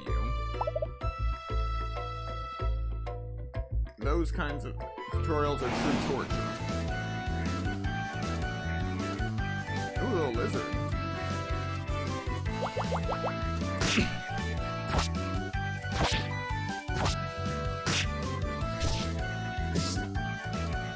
Oh, right. I almost left without robbing this bird. I need the egg.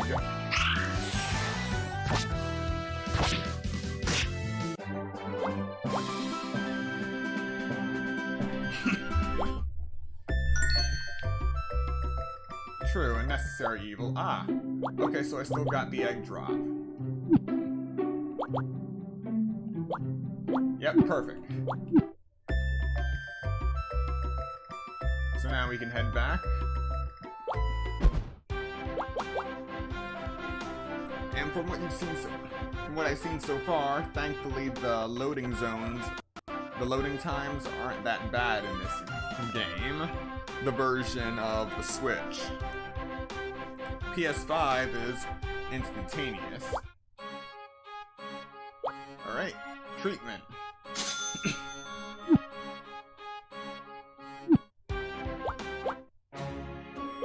Requests.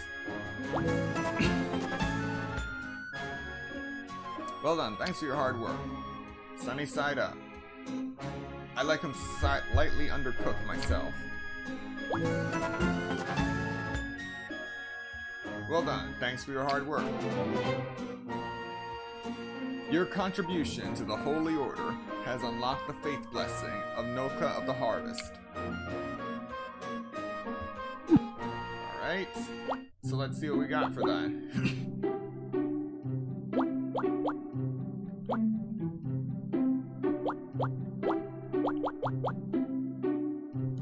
Yes. I chose Noka of the Harvest for my main character. Increased gathering, plant special plus 50, and counterattack plus 30. Alright.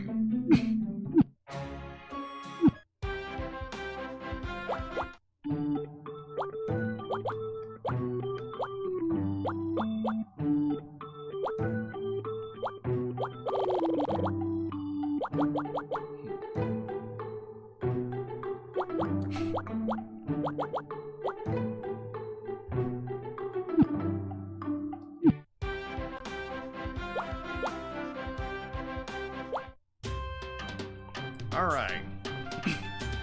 Time to make some more items.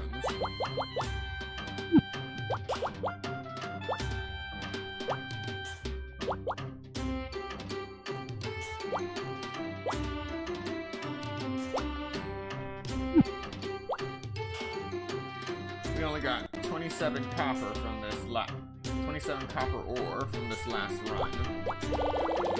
I'm gonna convert all of it into copper bars.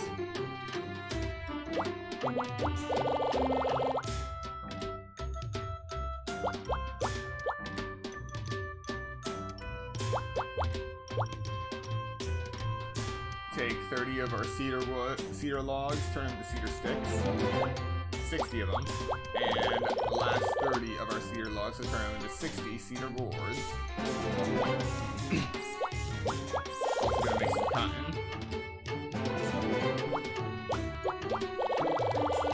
And turn part of it into cotton braids.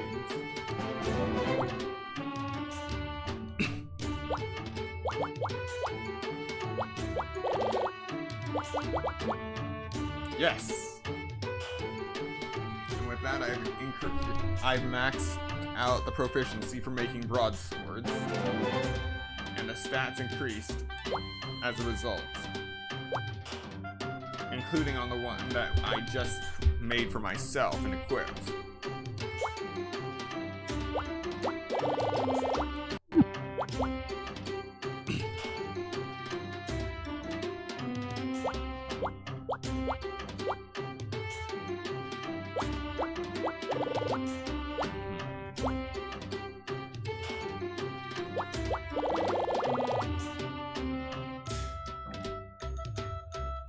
Could use all my pelts on wooden boots, but seems like a waste. Oh, but I can max out the obsidian ring. And with this, I have maxed out the obsidian ring so they can be transformed into the obsidian ring plus. And new item stats have increased. And new recipes have been learned from max proficiency. The obsidian necklace and the crystal ring.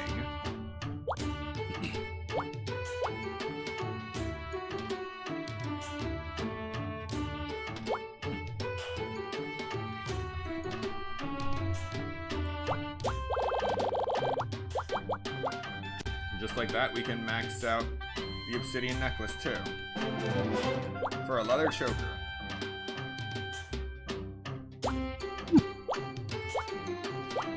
But we can't make the leather choker because we don't know how to make leather yet. And also we don't have quartz, so we can't make the crystal ring.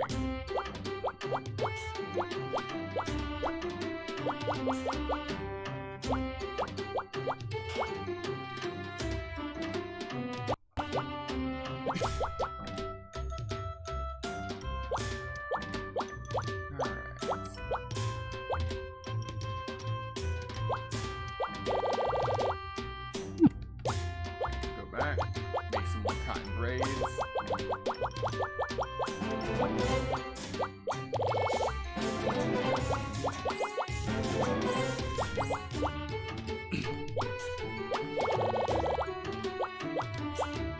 There we go. Max out the wooden shield to make a buckler. And once again, tanned leather strips and copper.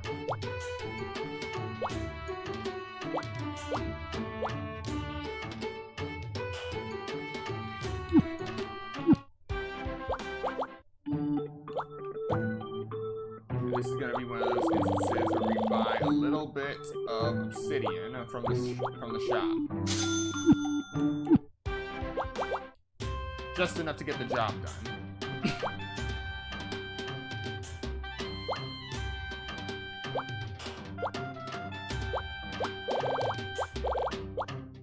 We just want to max out the proficiency on this right away, so we can make the harvesting sickle. Once we get iron, oak wood, and wool yarn.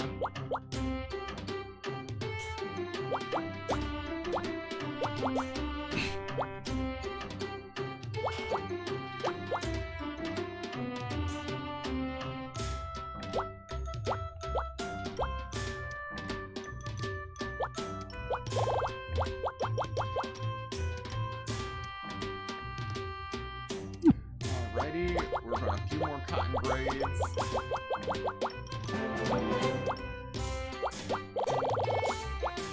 And we can max out the stone knife.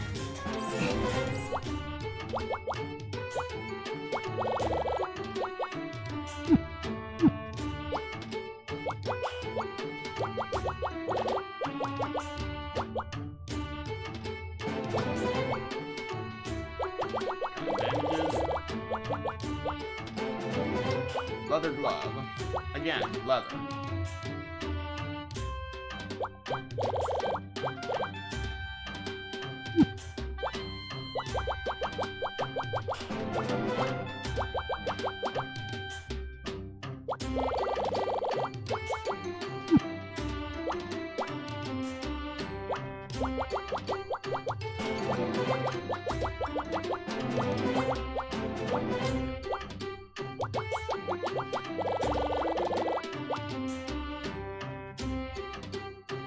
Right, cedar sticks in my way now.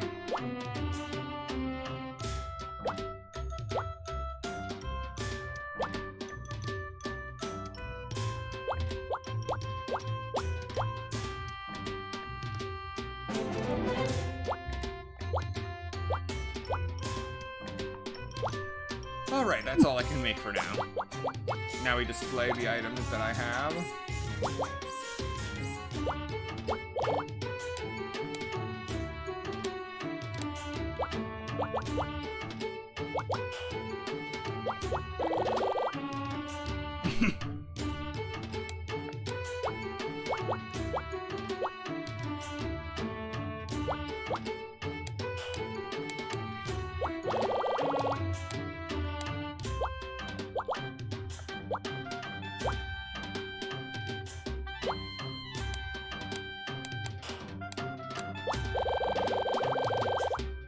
We got 34 obsidian rings.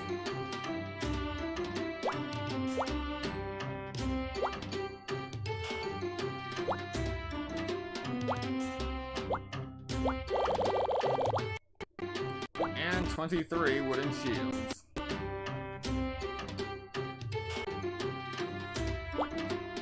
As you can see, get more customers here. If you pair certain items together on the shelf, you'll actually get a customer bonus. So with that, our shelves are full. We're gonna see how we fare. Oh wait, Maybe I should get a few more clubs in there since I have it there. Which I would do if I had any more cedar logs.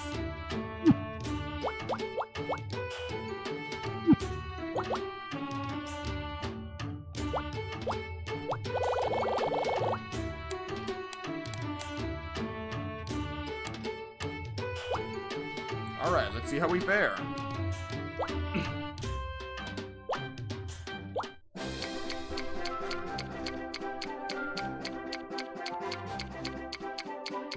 Sold out on the clubs, obviously. Satisfaction, 328. Total sales, 5,730.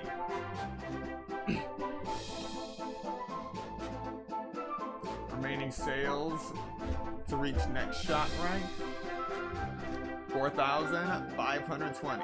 Satisfaction left, 182.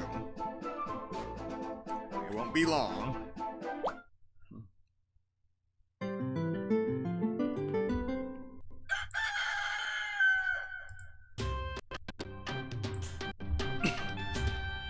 Alright.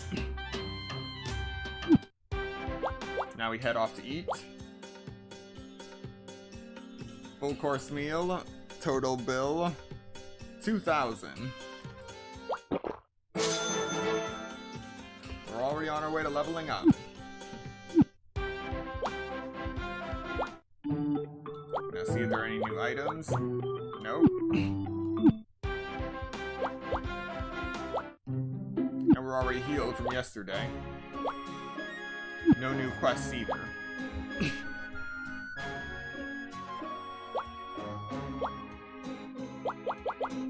So now we're going to take a moment to increase some of our skills power. Like Fire Strike, which we use on the wood enemies.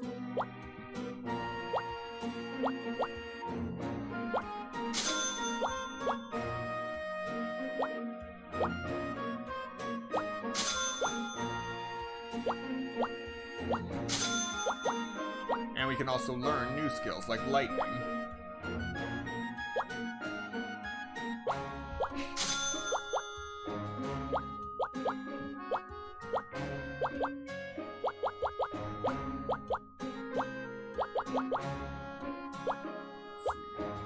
Here it is, Clean Sweep.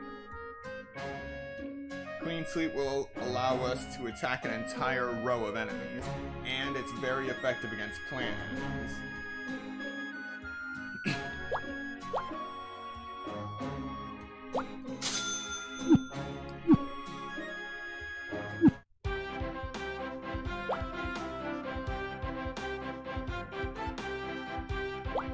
Alright, yep. And as you can see, we've already collected everything that is possible in the suburbs. Obsidian, copper ore, raw cotton, and cedar logs. And we fought all of the different types of monsters.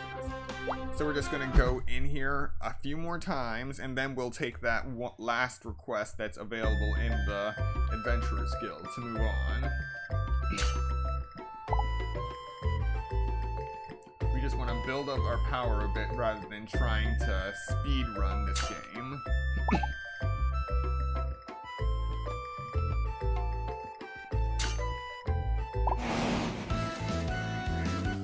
Now we start off with the preemptive strike.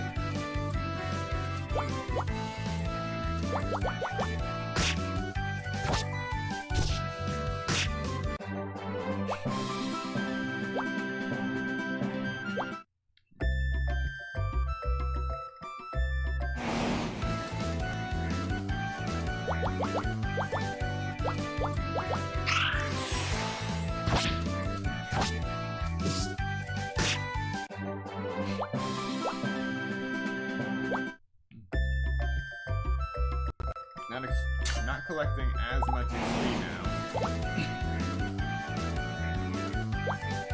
So now we're going to use Clean Sweep to attack both of these enemies at once.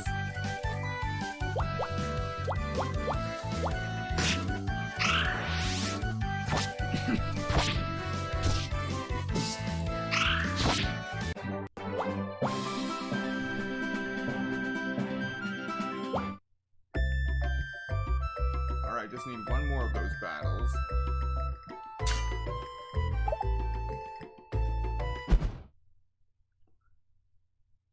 Still wondering to this day why they decided on this way to represent different areas rather than actually creating a path you walk through.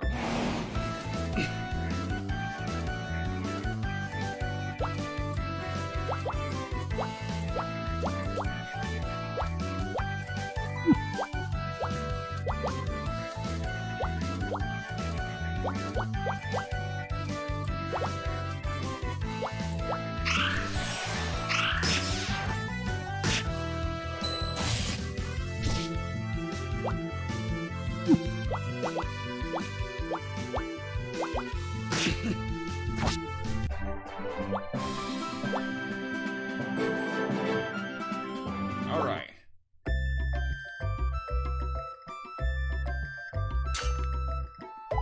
So while we're collecting all these items, our primary goal is to level up to level 10. And that because that's when we can choose a secondary class, which will make our party even more balanced.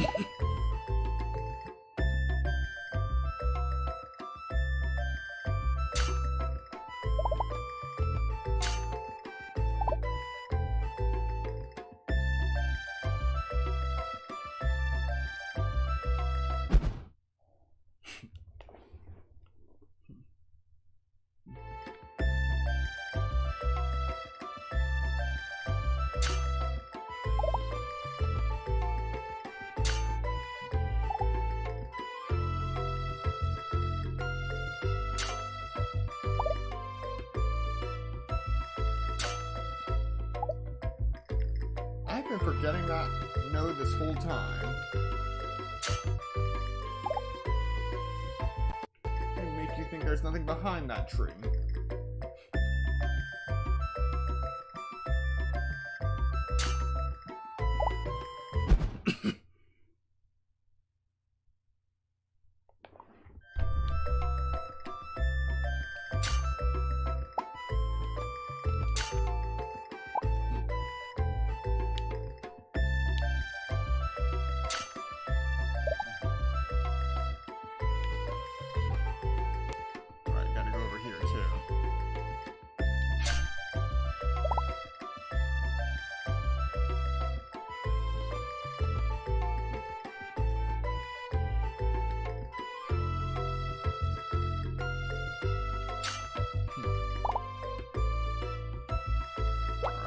That's everything. Hello, Father. Hello there. Care to pray alongside me? Sure. We haven't done this in so long. We used to pray together a lot, didn't we? I always enjoyed listening to you talk about the gods. We did indeed. You always listened so intently. And you were always with that girl. Valeria, was it? She also prayed rather seriously. I'm pretty sure she just came for the candy afterward.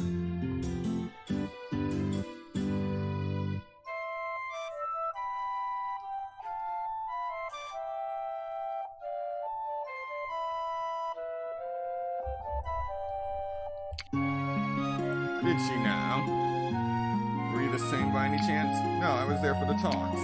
I loved hearing about the 13 gods of creation and the other new gods that came. It was fun. Actually, I'd love to hear about them again. Are you sure? I don't have any candy right now. I'm sure. Let us start with the 13 gods. When this world was yet young, it was rampant with chaos.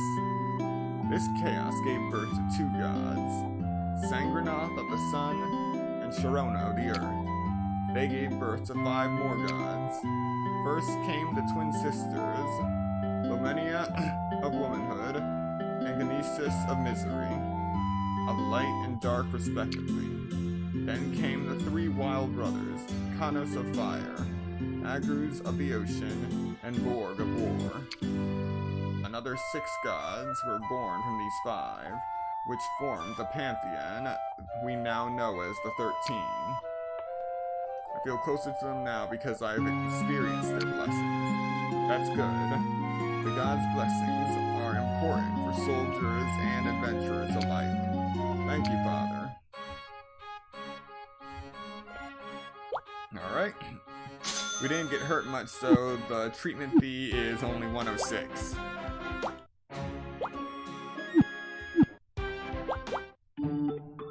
And it looks like we won't be getting any new items or such until we finish that quest.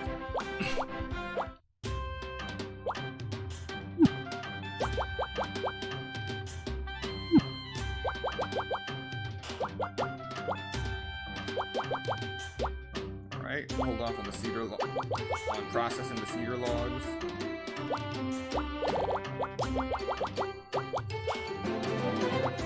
Now we can make spike plugs.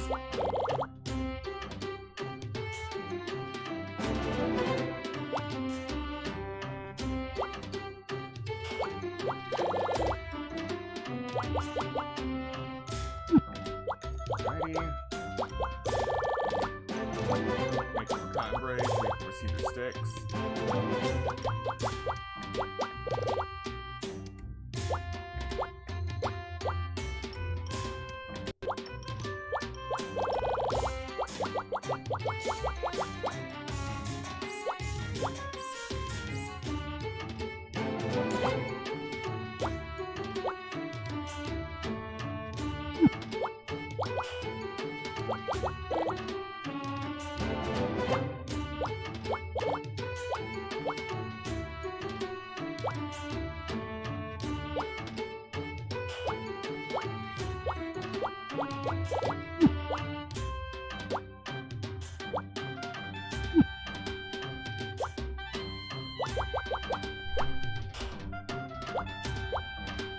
Let's see.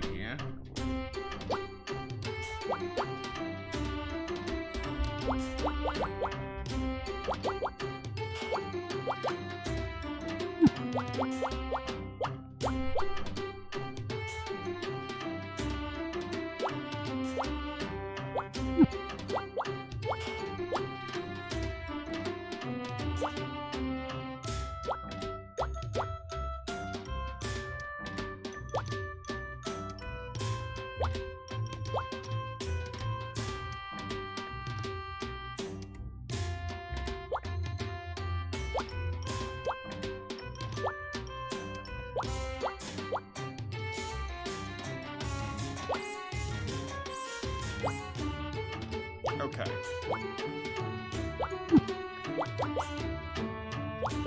Make one more pack of cedar boards. Now we can max out wooden tableware and get copper tableware.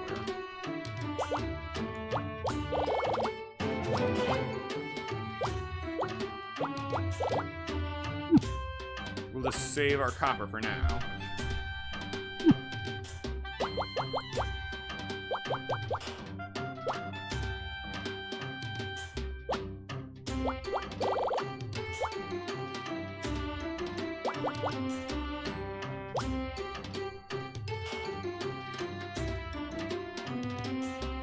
And we'll remove bandages.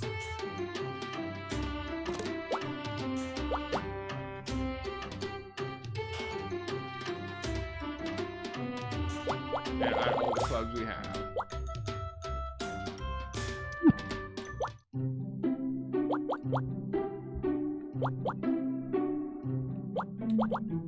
Next, from club to spike club. What? Oh, right. Spike club is currently plus, so it actually has a boost.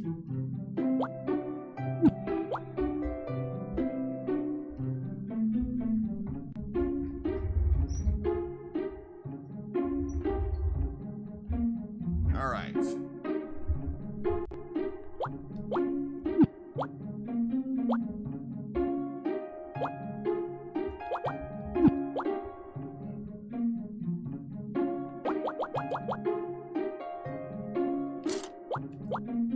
Let's start by adding all of these obsidian necklaces that I have.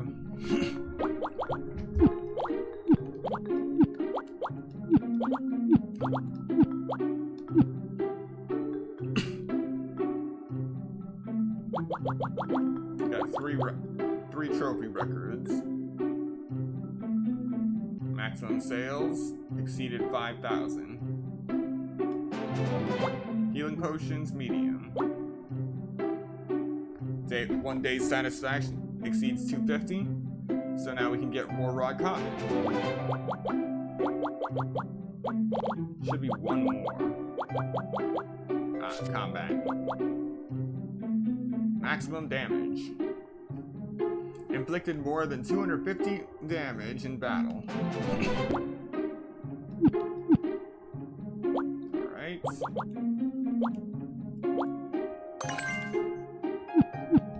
Always remember to save. This isn't an autosave game. And now let's see how we fare today. I think this is day 3.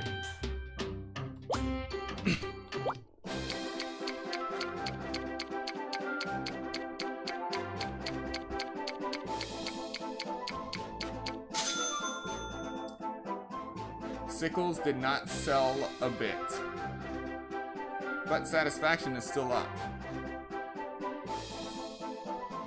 So we just gotta do event 25, monster hunting, and we'll rank up.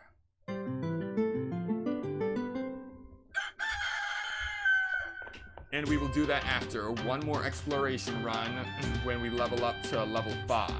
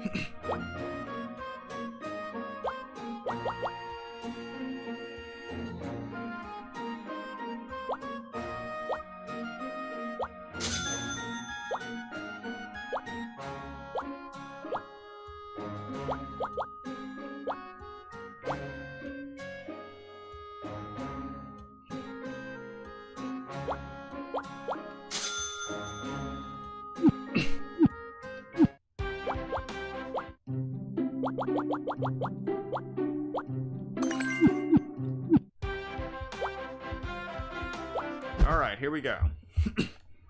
After this, we'll be taking care of that quest.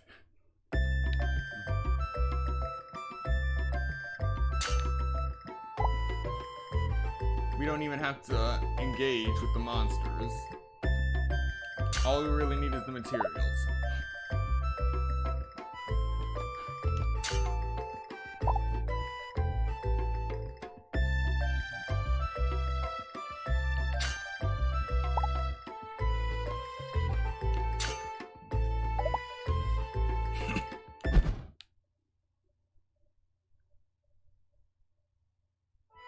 Oh wait, there is autosave in this game, albeit only in dungeons.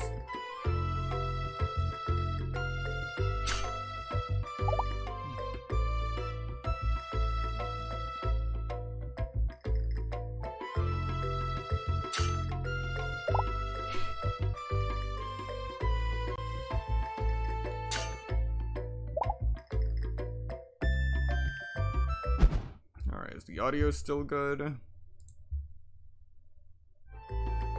Yep. Alright, good, good.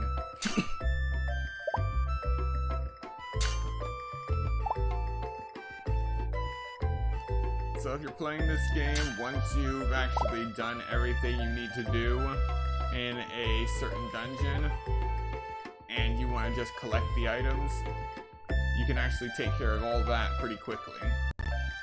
Just walking around, dodging enemies as they come. and the materials come to you, so you don't have to just stand there waiting for them to gather around you, afraid that they'll just stay there if you move away too far away.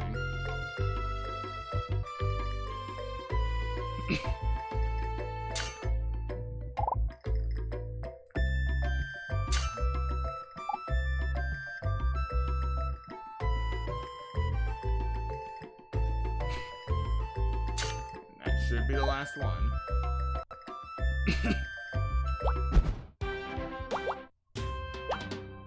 Let's see what we got. Copper ore. Back up to cedar sticks. Okay. Something requires cedar logs. Actual cedar logs to make. Ah, the wooden hammer. Want to max that out now? Now we can make a metal hammer, once we have iron.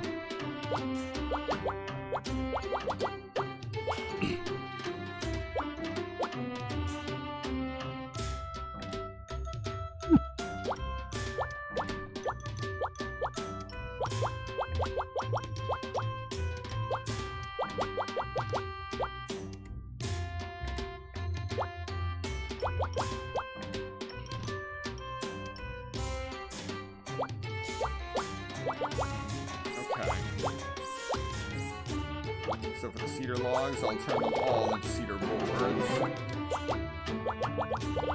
So I can start working on that stuff.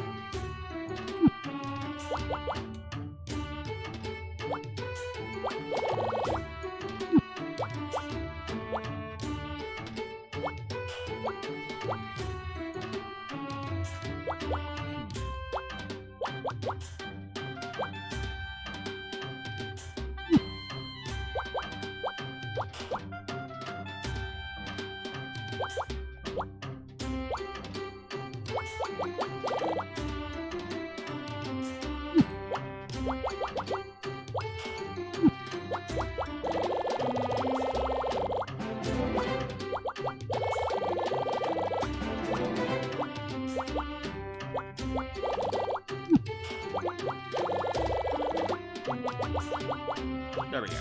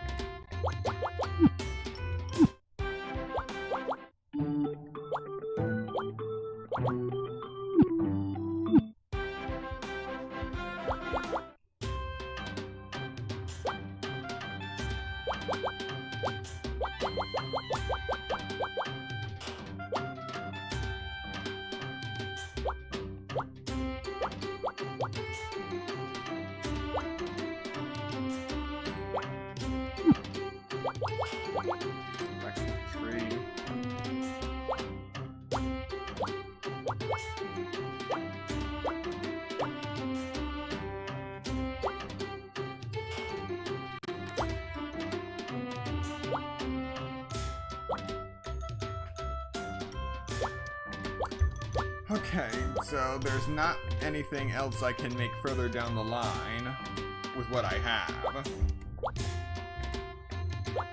Oh, I could make something better with the adventurer's hat, but not very far.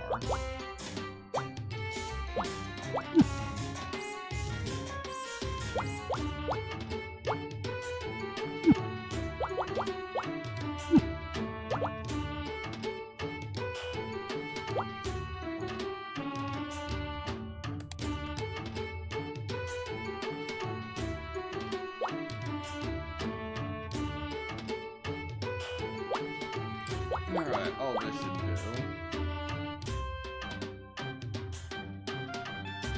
So we'll open the shop again.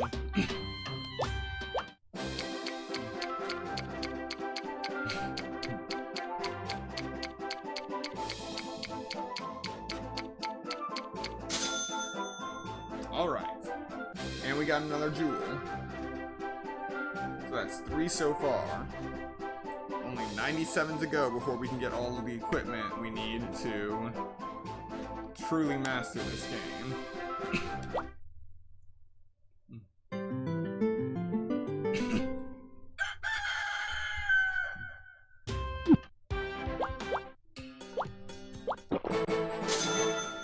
now we are level 5, so we can go take on that job.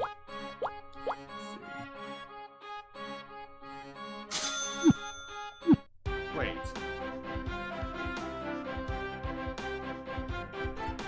Okay. Another thing I forgot.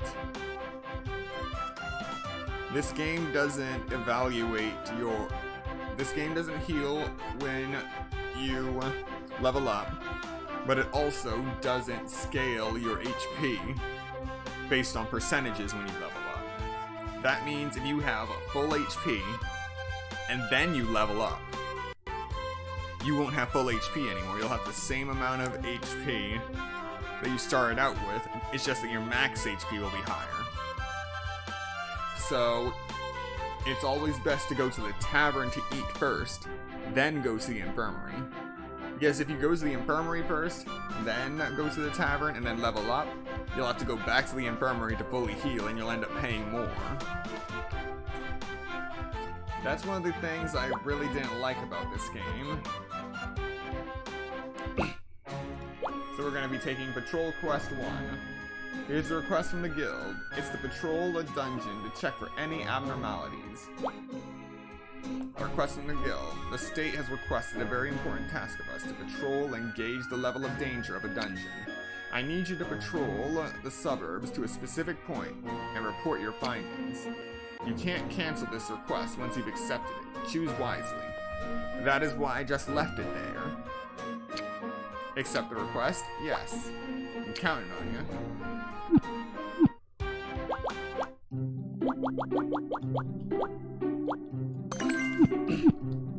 Alright.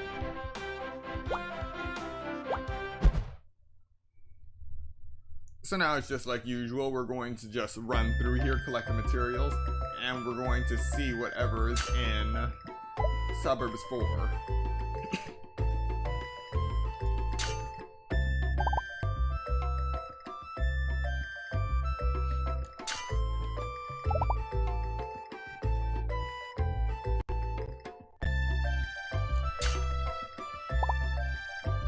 Don't mind me, just power walking through the woods. Power walking through the woods.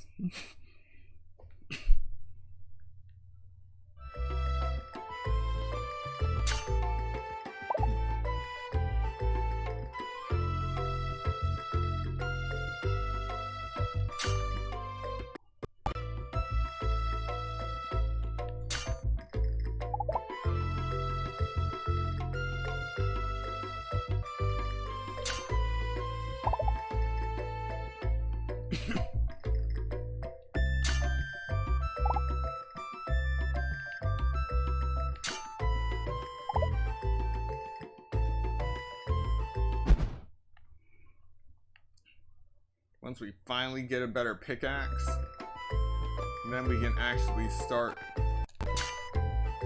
collecting more vigorously. I got hit.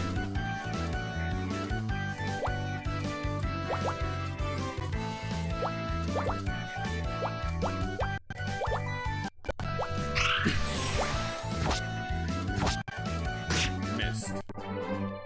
Alright, no damage. But only 2 XP. Not worth the fight.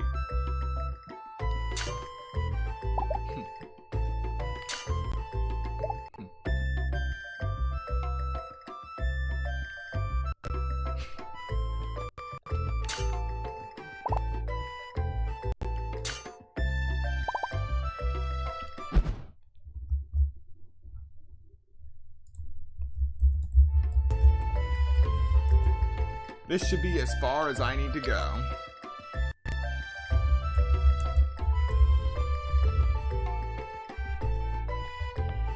Nothing seems to be out of the ordinary. I should report to the guild later. Okay. So I remember there are some quests that force you to fight a boss once you reach the end point, but I guess this was just a recon mission.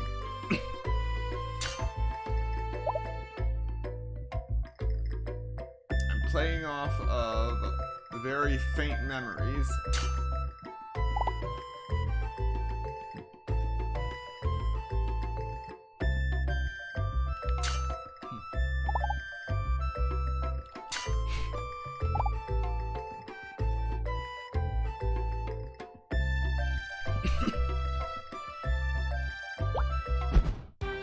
Alright.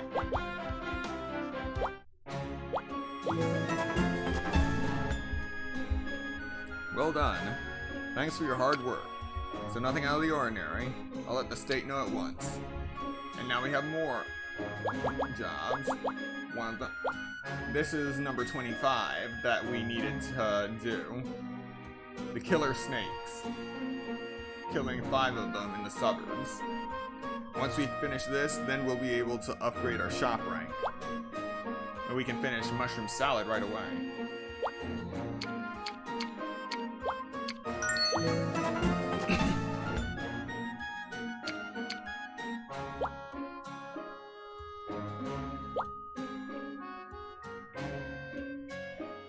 Can't finish these just yet.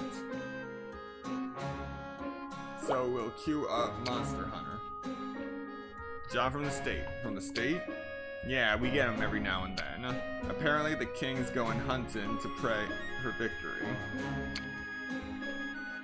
He needs the suburbs cleared of monsters for his safety, but his soldiers aren't enough, so he requests the guild's assistance. Your quota is to eradicate 5 killer snakes. You think you're up for it? Keep in mind that this quest can't be cancelled once accepted. Choose wisely. Yes, we're good enough for this.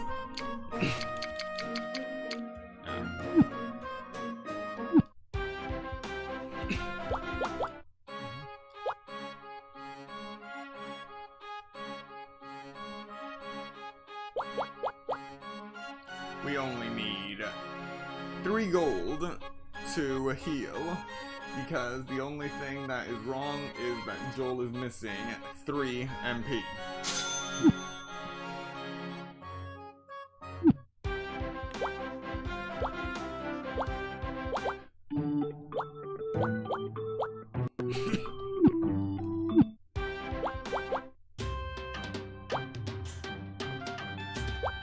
Alright, convert all that to copper.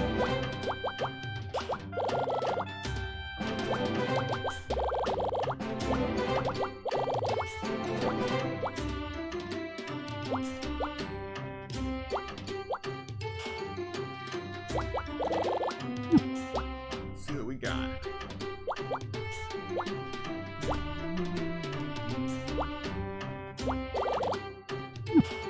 Alright. Now we make a few more cedar boards. Now we can max out cedar barrels. Now we wait until we have oak barrels. Or elm barrels, yeah.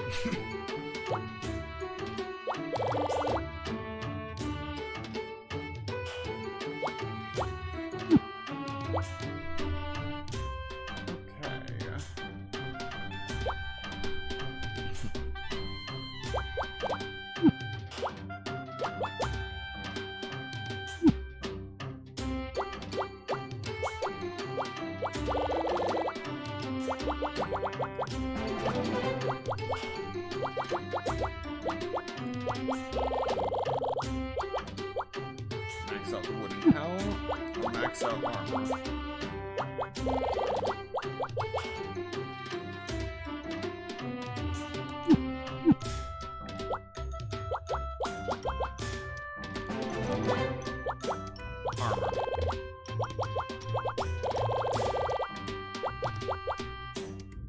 Yep, 22.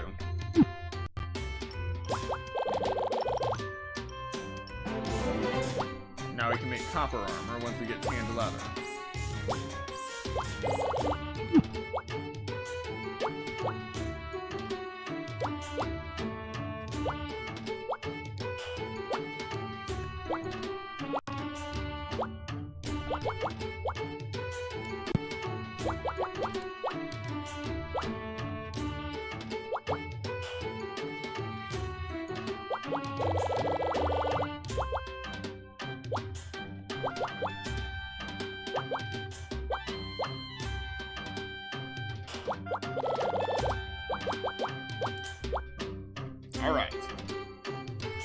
Good to go. Day 4.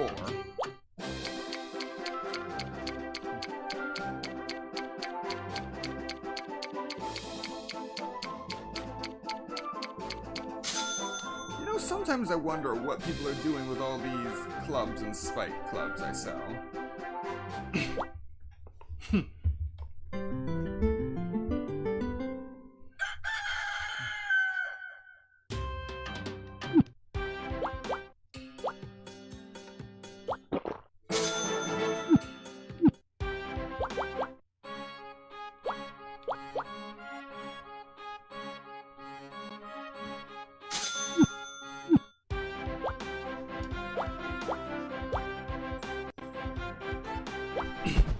Alright, gotta kill 5 snakes.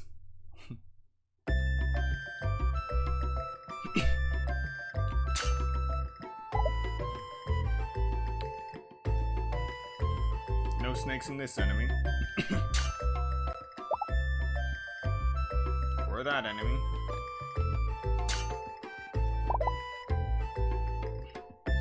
Snakes in this enemy.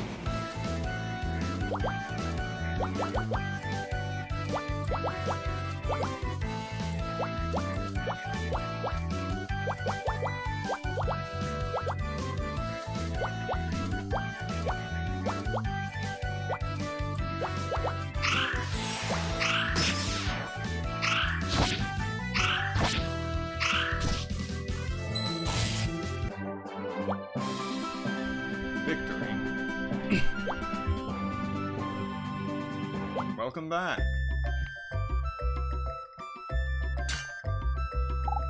Alright, more snakes. Only one snake.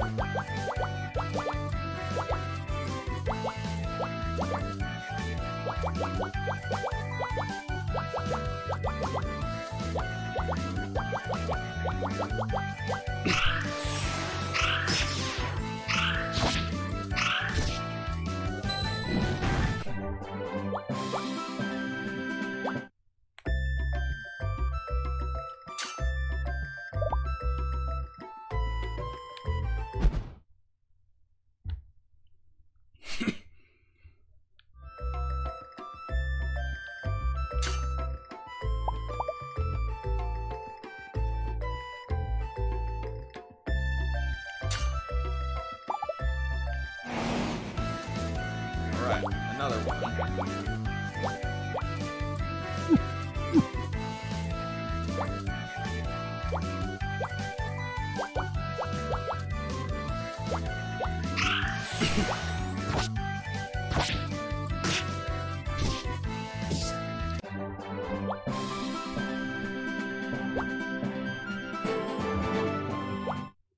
Level 6.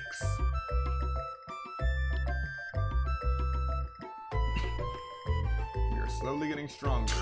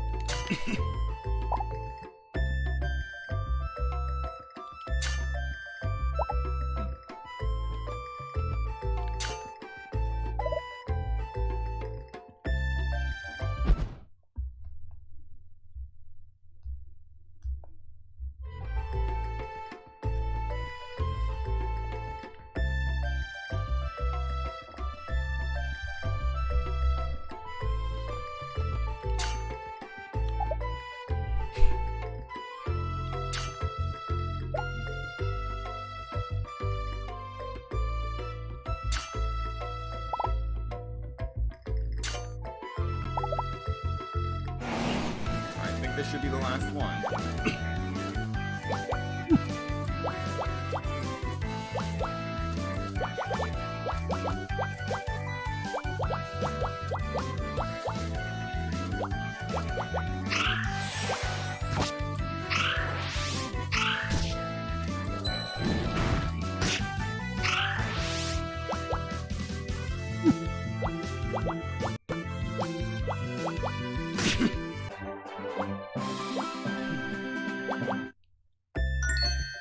Alright, yeah, completed the quest.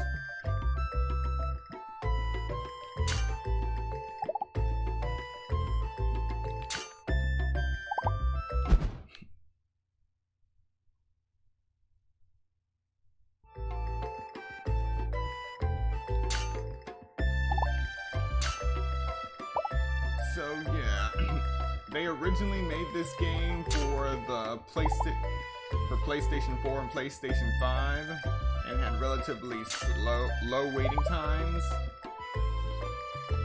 virtually non-existent. So on the Switch, which does have a loading time, I think that the animation they used for the loading screen in the lower right-hand corner was only meant to be a few frames, and then it just ends. It wasn't meant to cycle. So I think what they do is they stretch it out for as long as possible, rather than redesigning it inside the game to cycle as the game is loading. Which kind of makes you think that the game is frozen.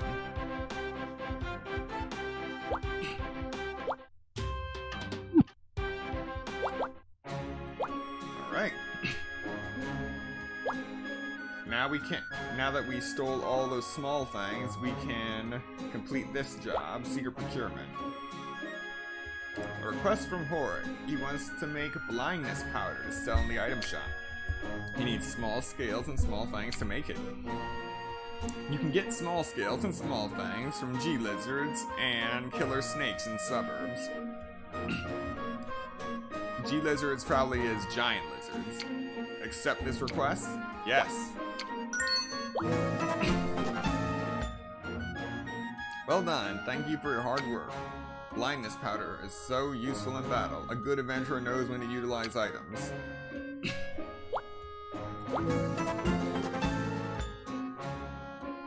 Well done. Thank you for your hard work. Your contribution to the Adventurers Guild has increased your Adventurer's permit rank. You can now go to the Outer Suburbs Dungeon. You have unlocked Exploration Skip for the Suburbs Dungeon. You've been doing well with the requests you've accepted. Perhaps you're ready. Ready for what?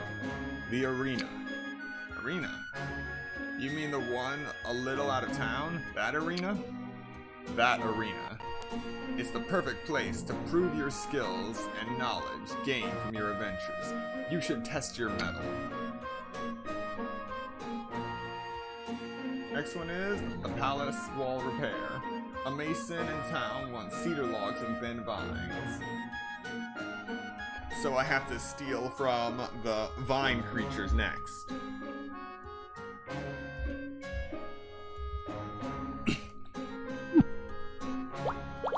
Yeah, I'll actually take that quest now so I don't forget.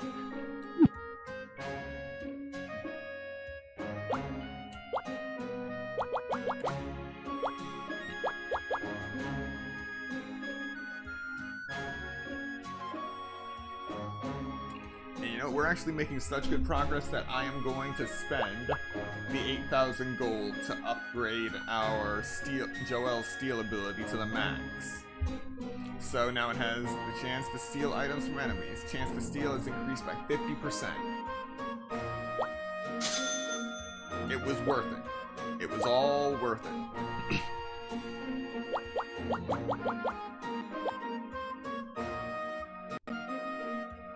And we'll get escape just in case.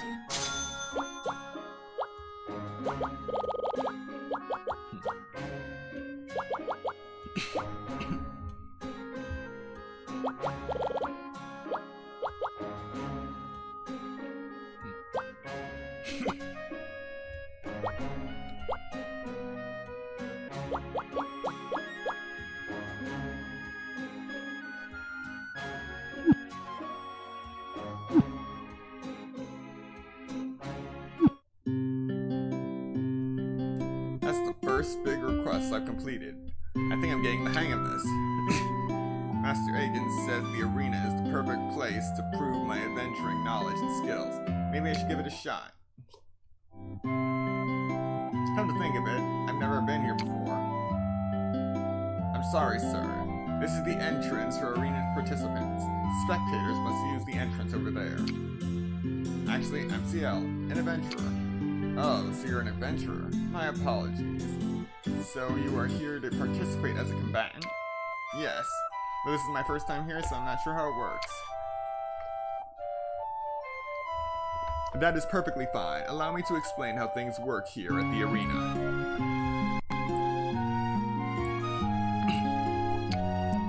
You said your name was CL, right? My name is Hannah. My duty is to assist combatants here at the arena. Here, we have confident adventurers test their skills in battle with monsters. Spectators come and pay to enjoy these heated battles. Tutorial. The arena has the following options. Enter and prizes. For entering participants, there are 5 categories from bronze to platinum, each with 2 leagues. Each league consists of 10 ranks, and each rank is passed by beating its challenge of monsters. Beating each rank grants arena points, which can be exchanged for various prizes. Higher ranks and leagues reward more arena points. You must beat rank 1 in each league and progress through the story to progress through the leagues.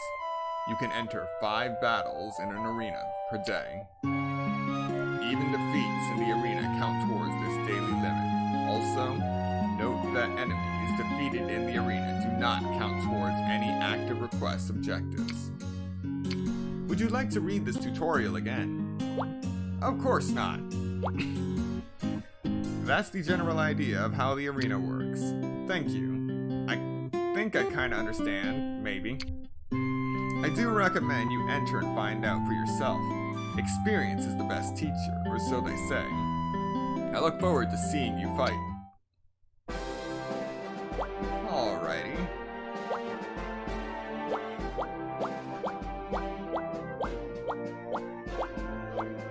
So from the looks of things, it looks like we can survive whatever's in the bronze league right now. So let's give it a shot.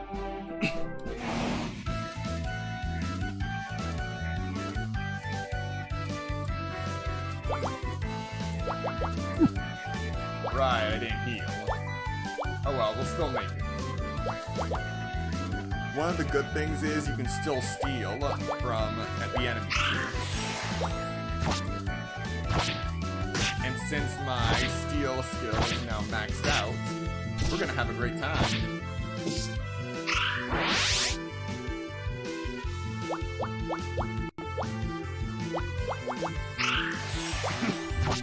Just gonna steal all these eggs.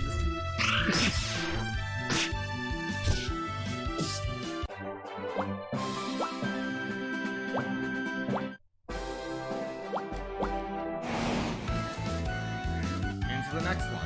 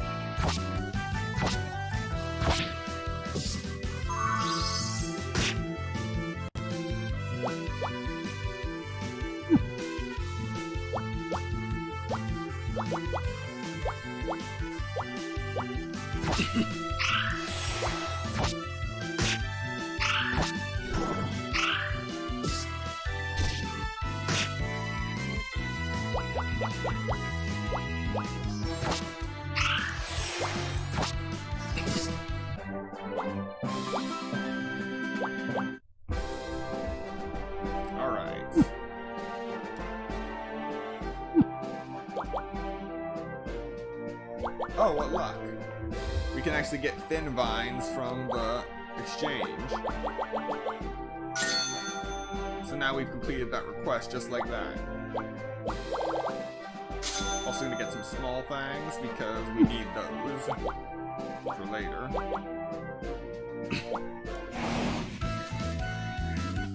We start a preemptive attack.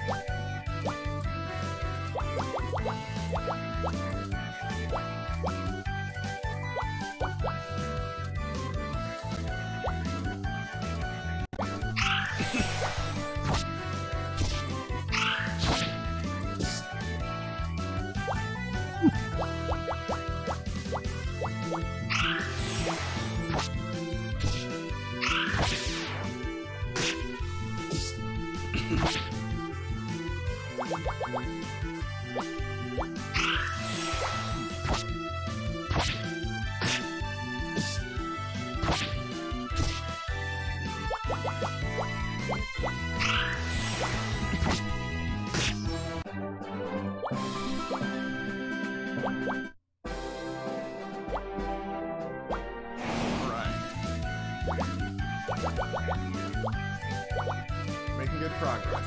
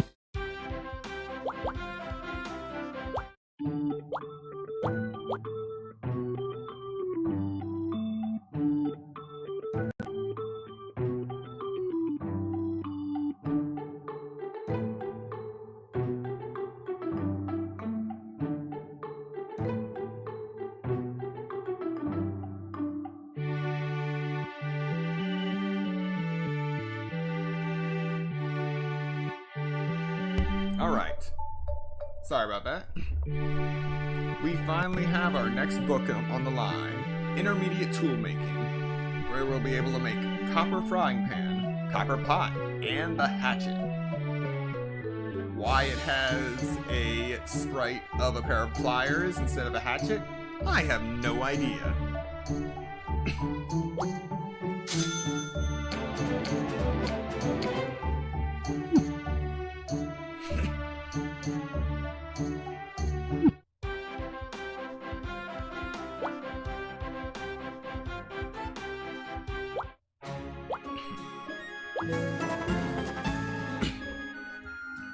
Well done.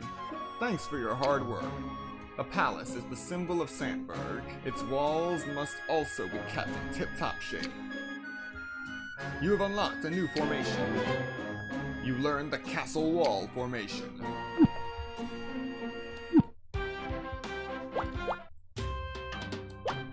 Alright.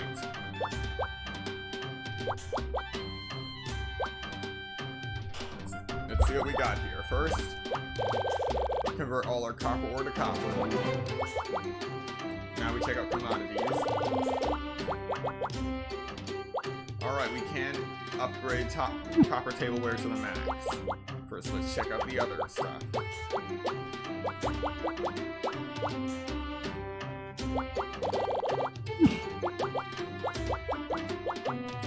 So I usually prioritize the stuff that I can max out immediately.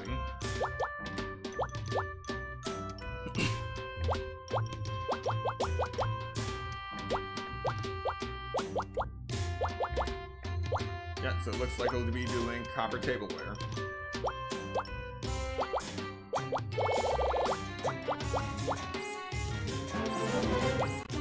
Next up is steel tableware, once we have steel.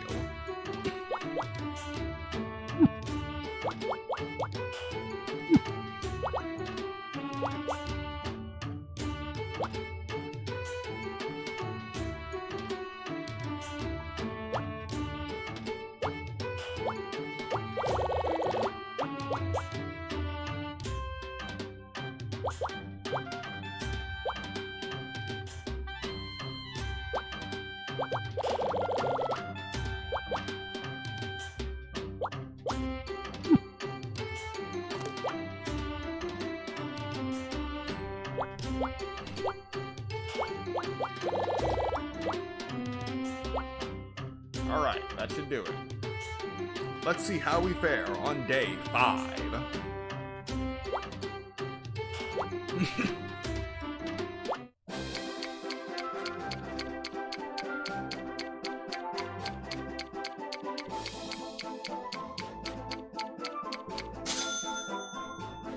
We finally sold out of the obsidian rings and wood shields. Total sales? 6,470 gold. Satisfaction, 346. And now we've completed all of the requirements to reach the next shop rank.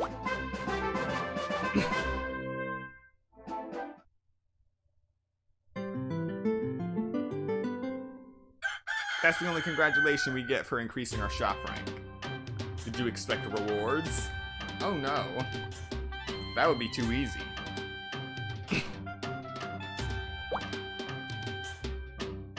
So as you can see, our next requirements are to get 25,000 in sales, 1,000 in satisfaction, and complete event number 52. Black Wolf Extermination. So yeah, this is the one that we have to be careful about. This is going to be our first boss, technically.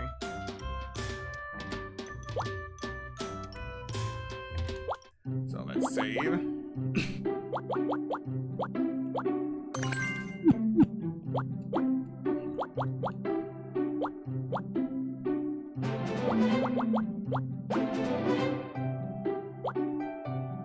Ah, man, that's what Okay, so I just wasted 50 obsidian.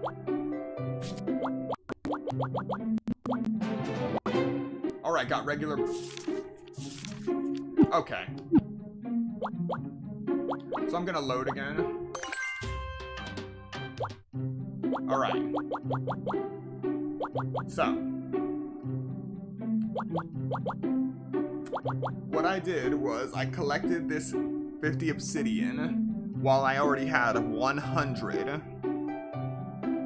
obsidian in my bag, so I just wasted it. What I have to do is first accept the regular basket, which I can get now that I've gathered 100 times. 500 more times. If I do it 400 more times, I'll get the sturdy basket, which allows me to carry even more. But at least now I can actually carry what the reward is going to give me. So we get 30 copper ore. And now we can pick up that 50 obsidian without issue. And now we're going to save again.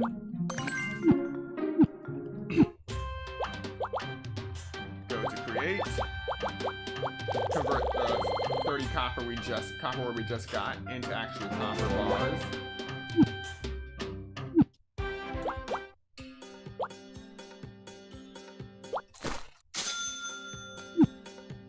Fill up. Get treatment. Go for requests.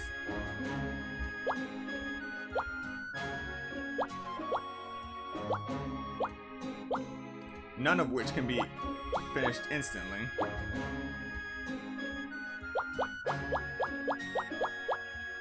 So we're going to take holy requests 2 and 3 because those are subjugation requests.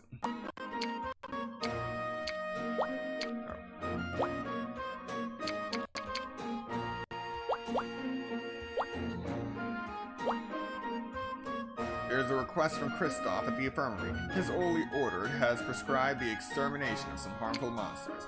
This time, they're calling for the extermination of wood golems dwelling in the outer suburbs. Wood golems are non-living creatures of magic. They have high attack and defense, but are weak against magic and fire. Accept their request? Yeah. Alright. So we got those, and number 2 was... They're calling for the extermination of the zombies dwelling in the outer suburbs. The zombies are reanimated corpse monsters. They have a high HP but are vulnerable with low defense.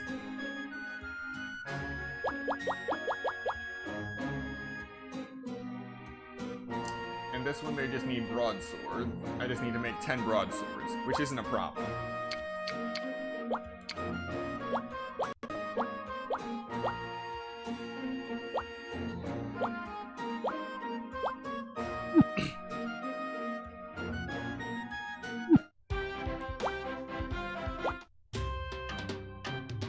Alrighty.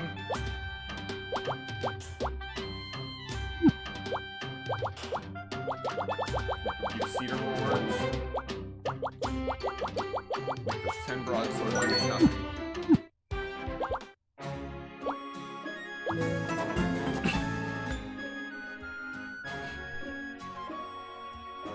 Well done. Thanks for your hard work. Great, I'll get them delivered to Hannah at the arena. And we have unlocked the runaway formation. As the name entails, it will increase our chances of successfully running from combat.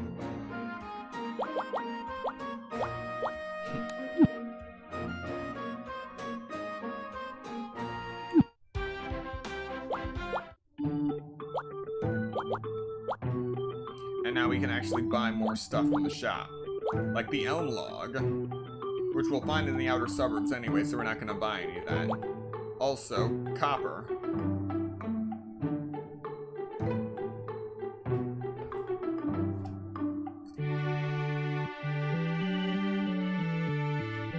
This I really don't understand. You can make your own copper bars. So you would most likely just buy copper ore, which is 140 gold. So why would they try to sell you? Why would they try to upsell actual pre-made copper bars to you? For 10 gold more. 10 gold more. Anyway, they also have tan leather and pelts here now. And now they sell blindness powder. So we're gonna pick up 10 of these.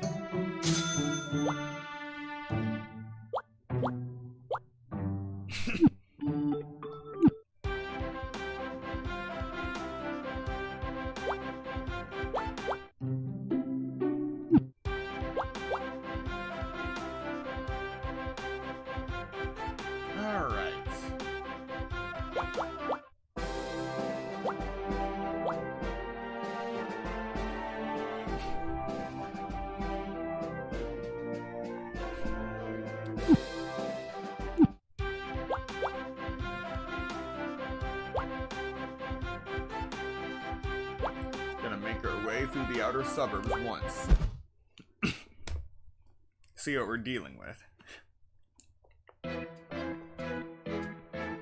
I should be pretty far from town. I might even find new materials. The monsters are getting stronger, so I should be careful around here.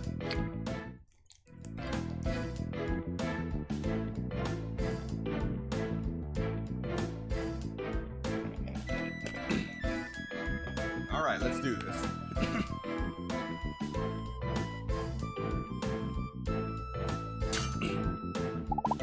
Now we got copper ore, elm log, cedar log, and raw cotton.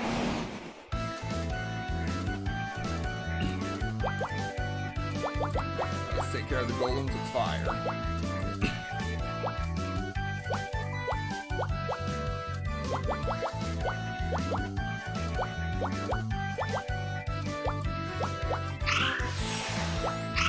Gonna need those magic cores later on.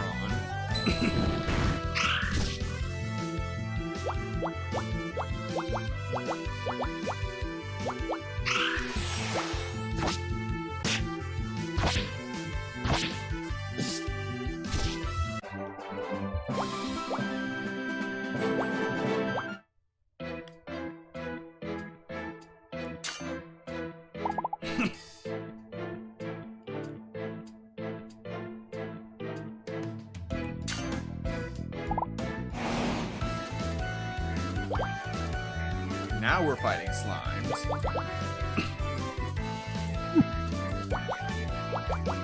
Also horses in the back.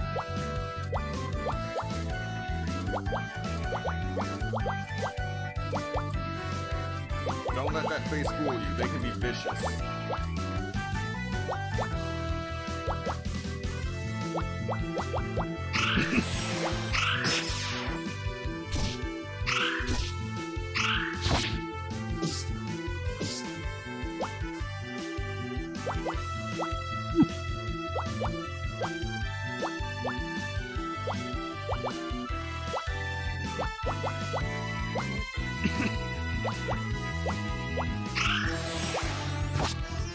But the slimes also have magic cores.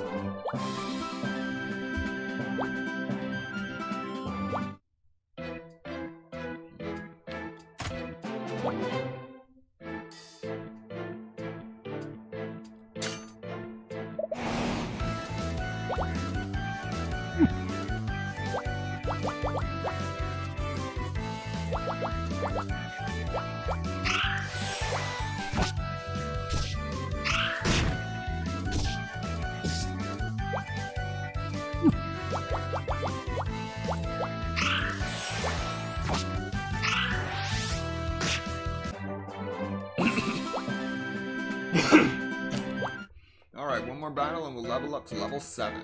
And there are only 3 more levels until we can add our second class.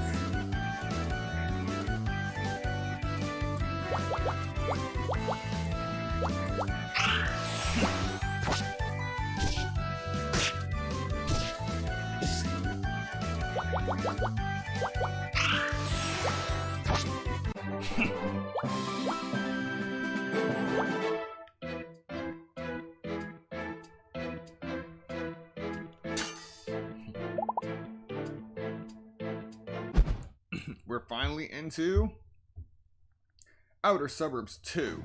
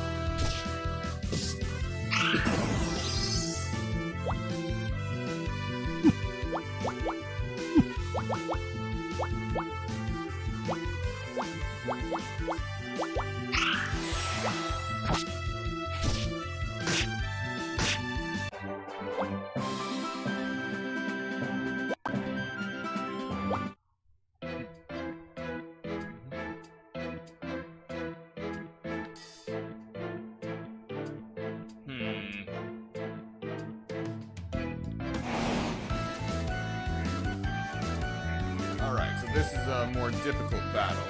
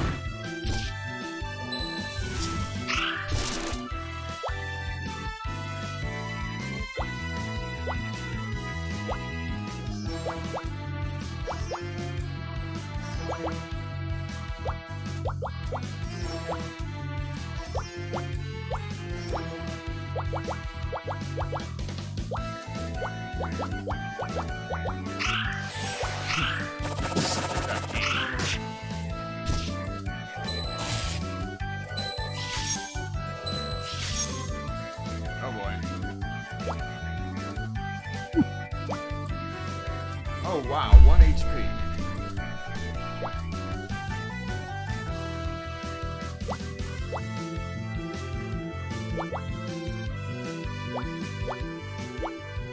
It is a miracle I survived that.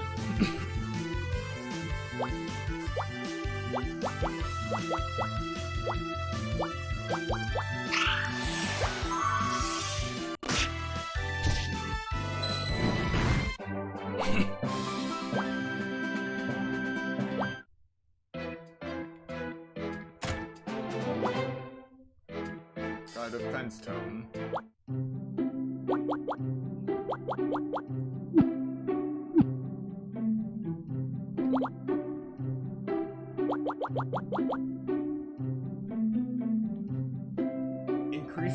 attacks by 3, up to 100 times per character.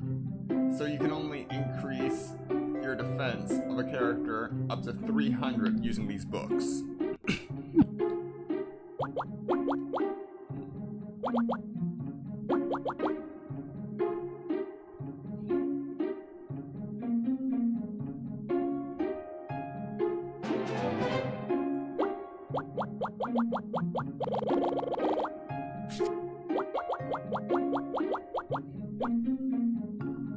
Paralysis powder. Lightning orb.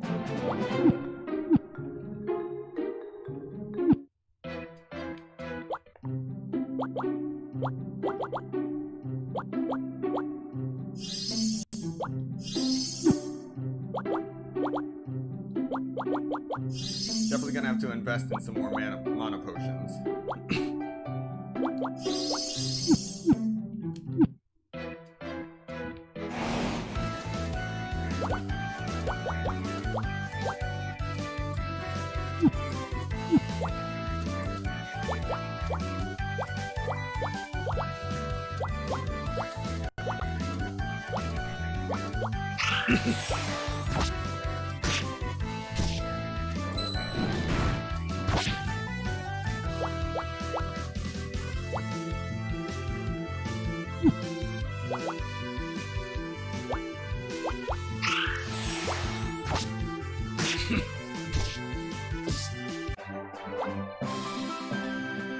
Large tortoise shell. That's what I've been looking for. I need more of those.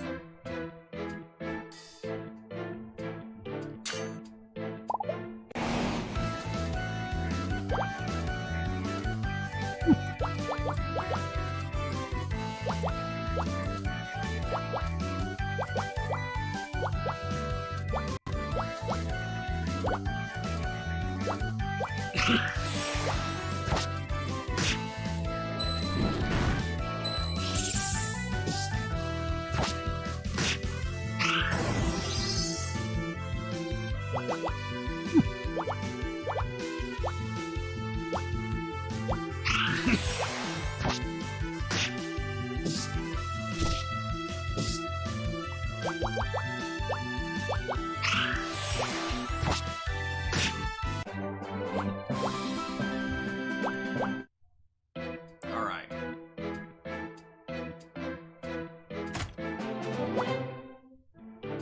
We're barely halfway through this area, so I'm gonna focus on solely collecting items.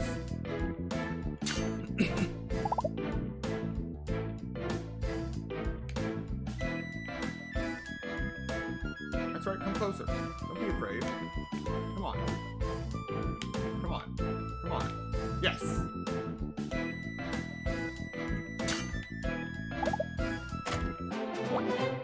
Sucker.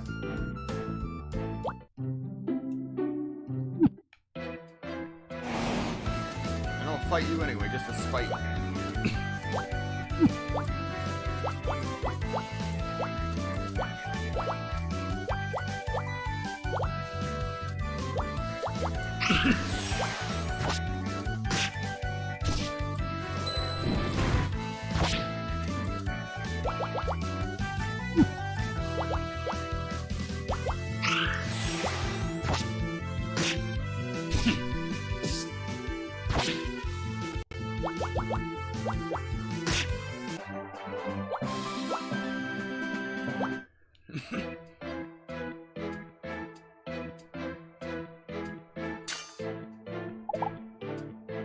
Alright.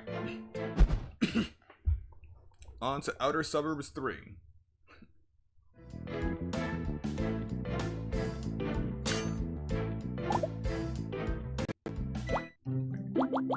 many of these things do I have to kill? 6 zombies and 4 wood golems. So I'm almost done with the wood golems and I need to kill 3 more zombies. About to be 1 more zombie.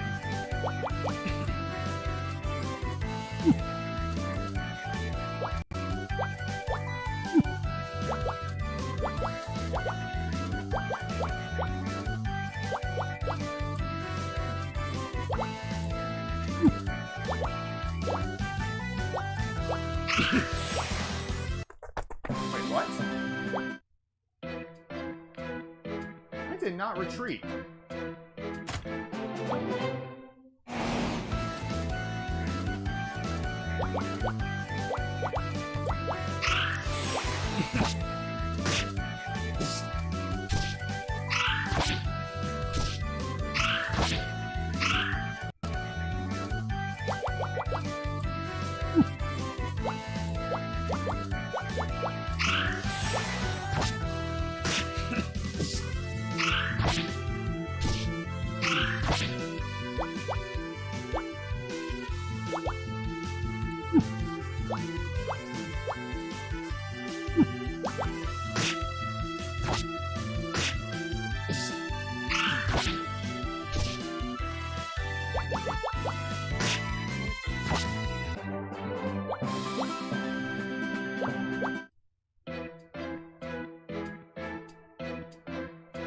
That I'm tapped out. Can't fight that.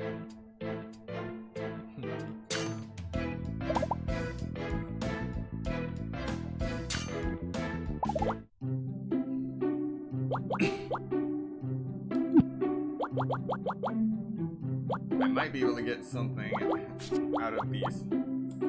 No.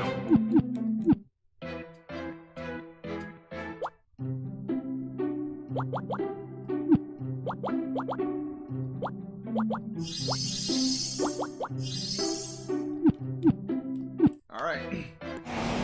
Guess we're just doing this with no MP.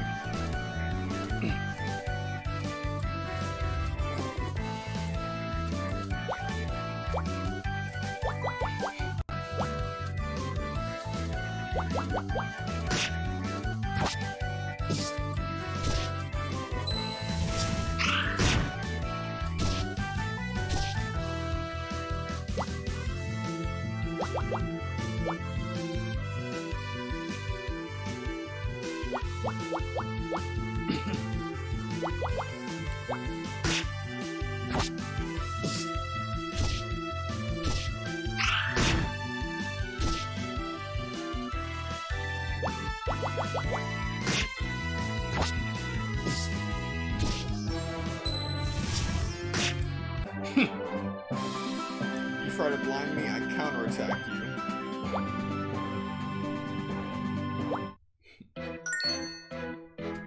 And with that, we've completed one of the requests. Now we just need to kill 3 more zombies.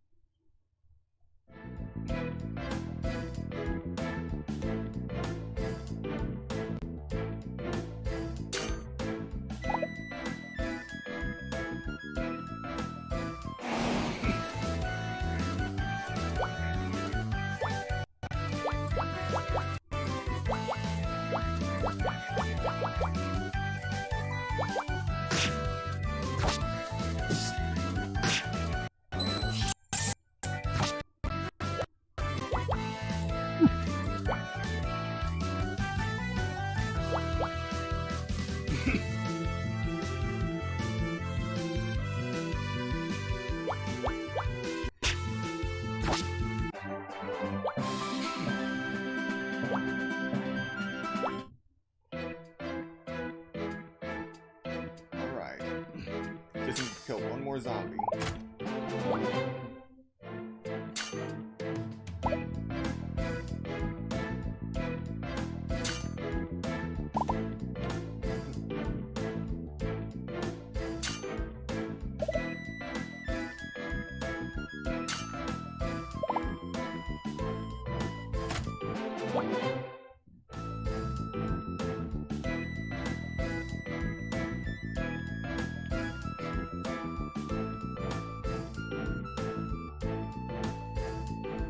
Just need 1 more zombie to spawn.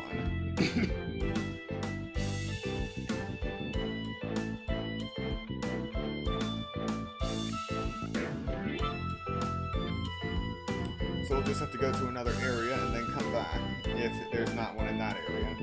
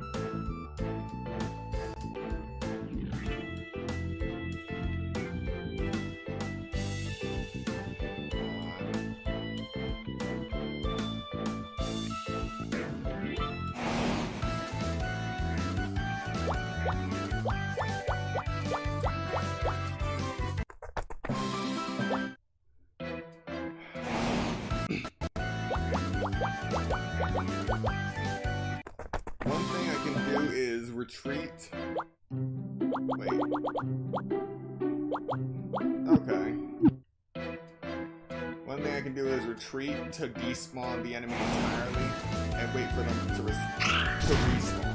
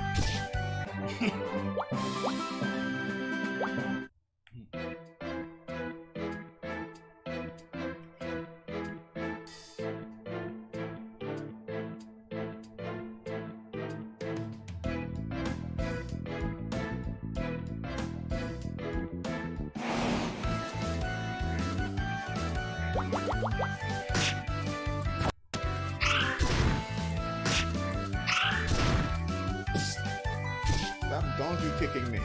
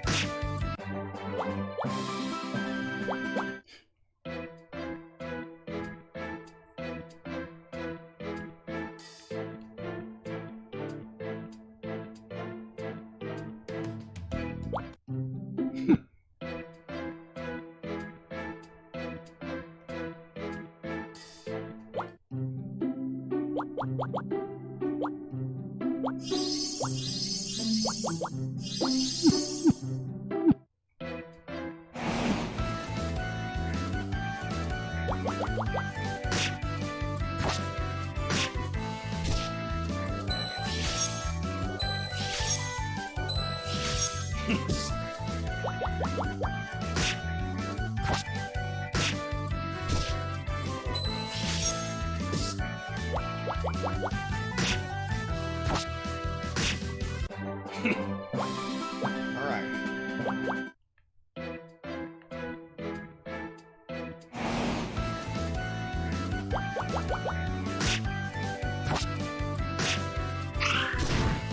Ha, you missed.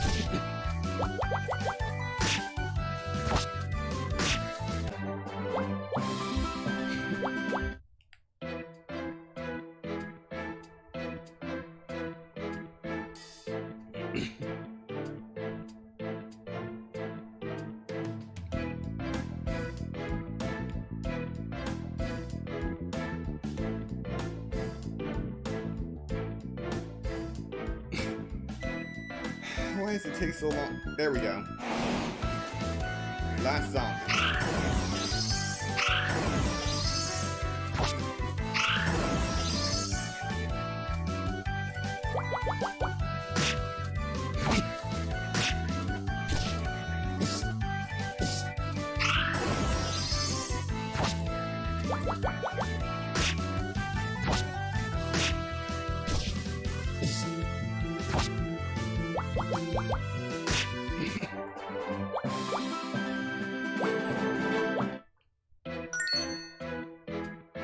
Alright, now we can leave.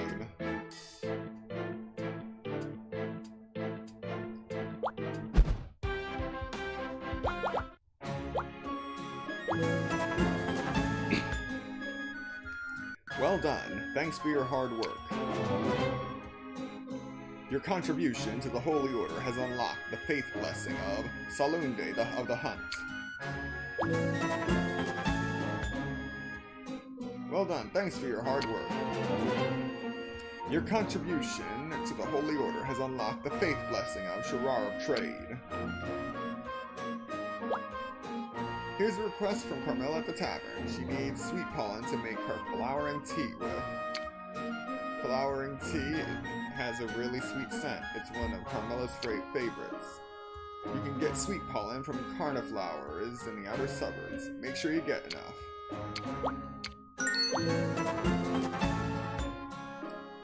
Well done. Thanks for your hard work. Drinking flowering tea with Carmilla is a dream of mine.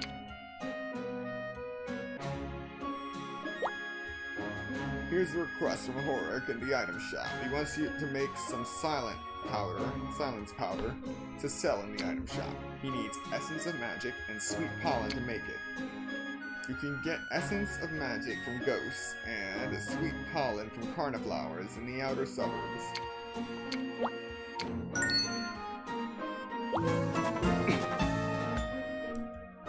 Well done. Thanks for your hard work. Remember, silenced enemies are less of a threat, especially those that rely on magic.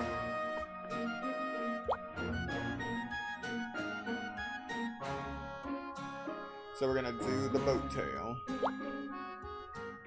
and elm barrel.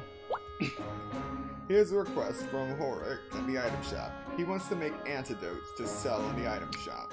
He needs the green slimes to make them. He also said he needs elm barrels. You can get green slimes from slimes in the outer suburbs. Here's a request from Carmilla at the tavern. She needs large tortoise shells and copper pots for soup. She says she wants to try making it after hearing about it from some foreign sailors. They actually use sea turtles, but they are hard to get around here. Instead, you can get large tortoise shells from G-turtles in the outer suburbs. Alright.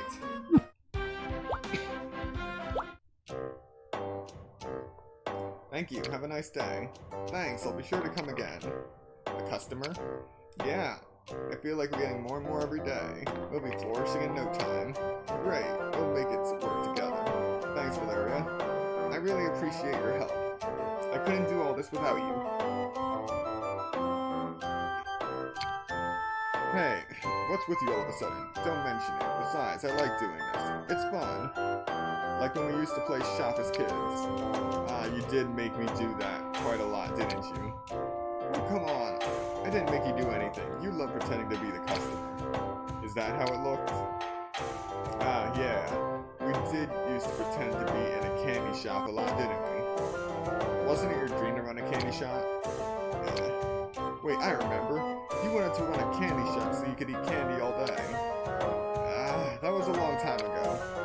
But that is what you said. Besides, I'd say a blacksmith shop trumps a candy shop any day. Hey, don't leave me out. What are you guys talking about? Now, Valeria's childhood dream was to own a candy shop. I see. Oh yeah, I'm not here to chat. You went to that new dungeon, right? Yeah, it's still relatively close to town, but the furthest I've gone so far. Then I'll teach you how to process some new materials. Pete taught you how to process new materials. You can now make the material elm stick. You can now make the material elm board. You can now make the material tanned leather. You can now make the material tanned leather strip. Alright, let's get started.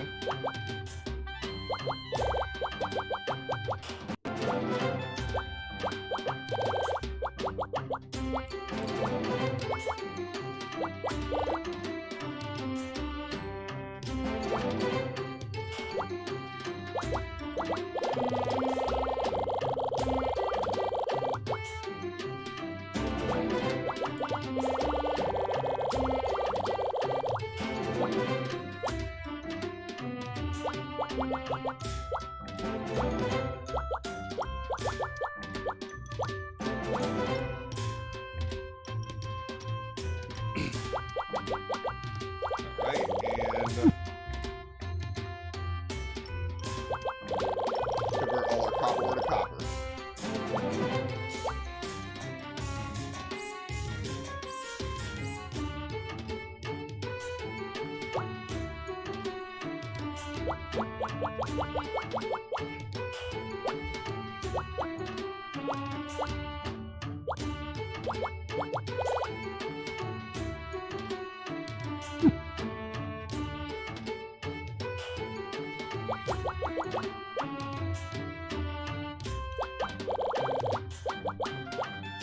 It's gonna make 13 copper pots.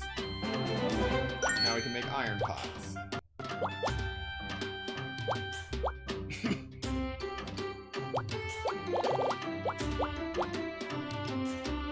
Same with the elm stick. Iron frying pan. Copper frying pan. Now we can make iron frying pans.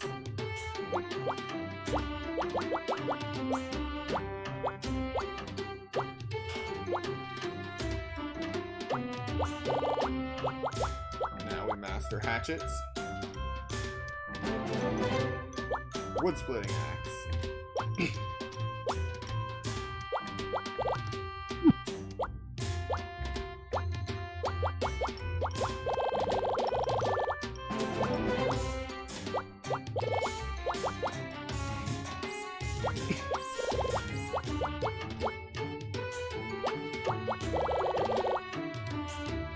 Finally, the elm barrel.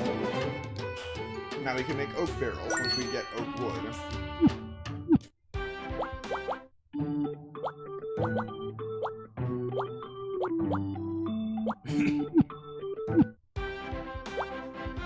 Oh, now I remember why they sell copper bars there. In the event that you burn through all of your materials and need some fast. No, wait, that still doesn't make any sense. Because again, you can still just buy the raw materials for copper ore, and then process them yourself, and then save 10 gold per bar.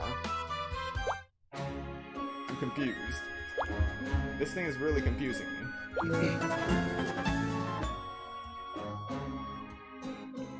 Well done. Thanks for your hard work.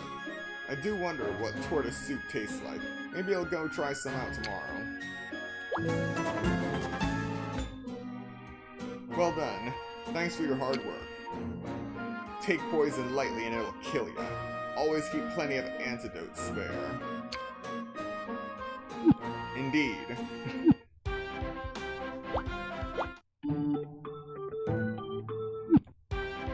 Alright, yeah. So we're gonna buy 20 mana potions.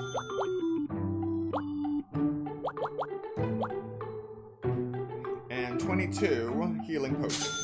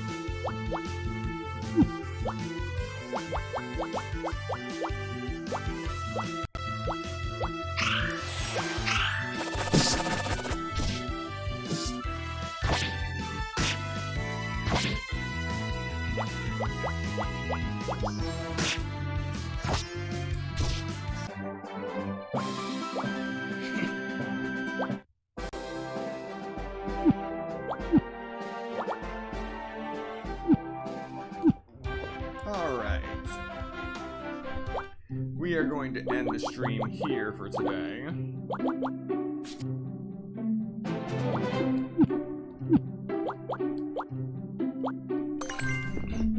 We've been going for 3 hours, 23 minutes and 25 seconds. Half of that, likely the tutorials.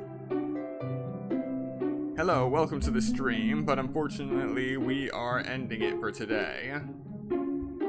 I know it is not as long as my usual streams, but we were just getting everything set up today We did manage to get up to shop rank 2, so that's pretty good progress. So, thank you to everyone who came to watch the stream today, and those who come to watch the playback later. And once we finish this game, we will also be getting into Fairy Elements, which was just released this week. It was just released this week. Yeah. Sorry, Pyra. I have some things I need to get done today. But I do thank you for popping in and out today. I'm definitely going to be streaming a bit more this weekend, so I hope to see you there. Again, thank you for watching, and I will see you next time.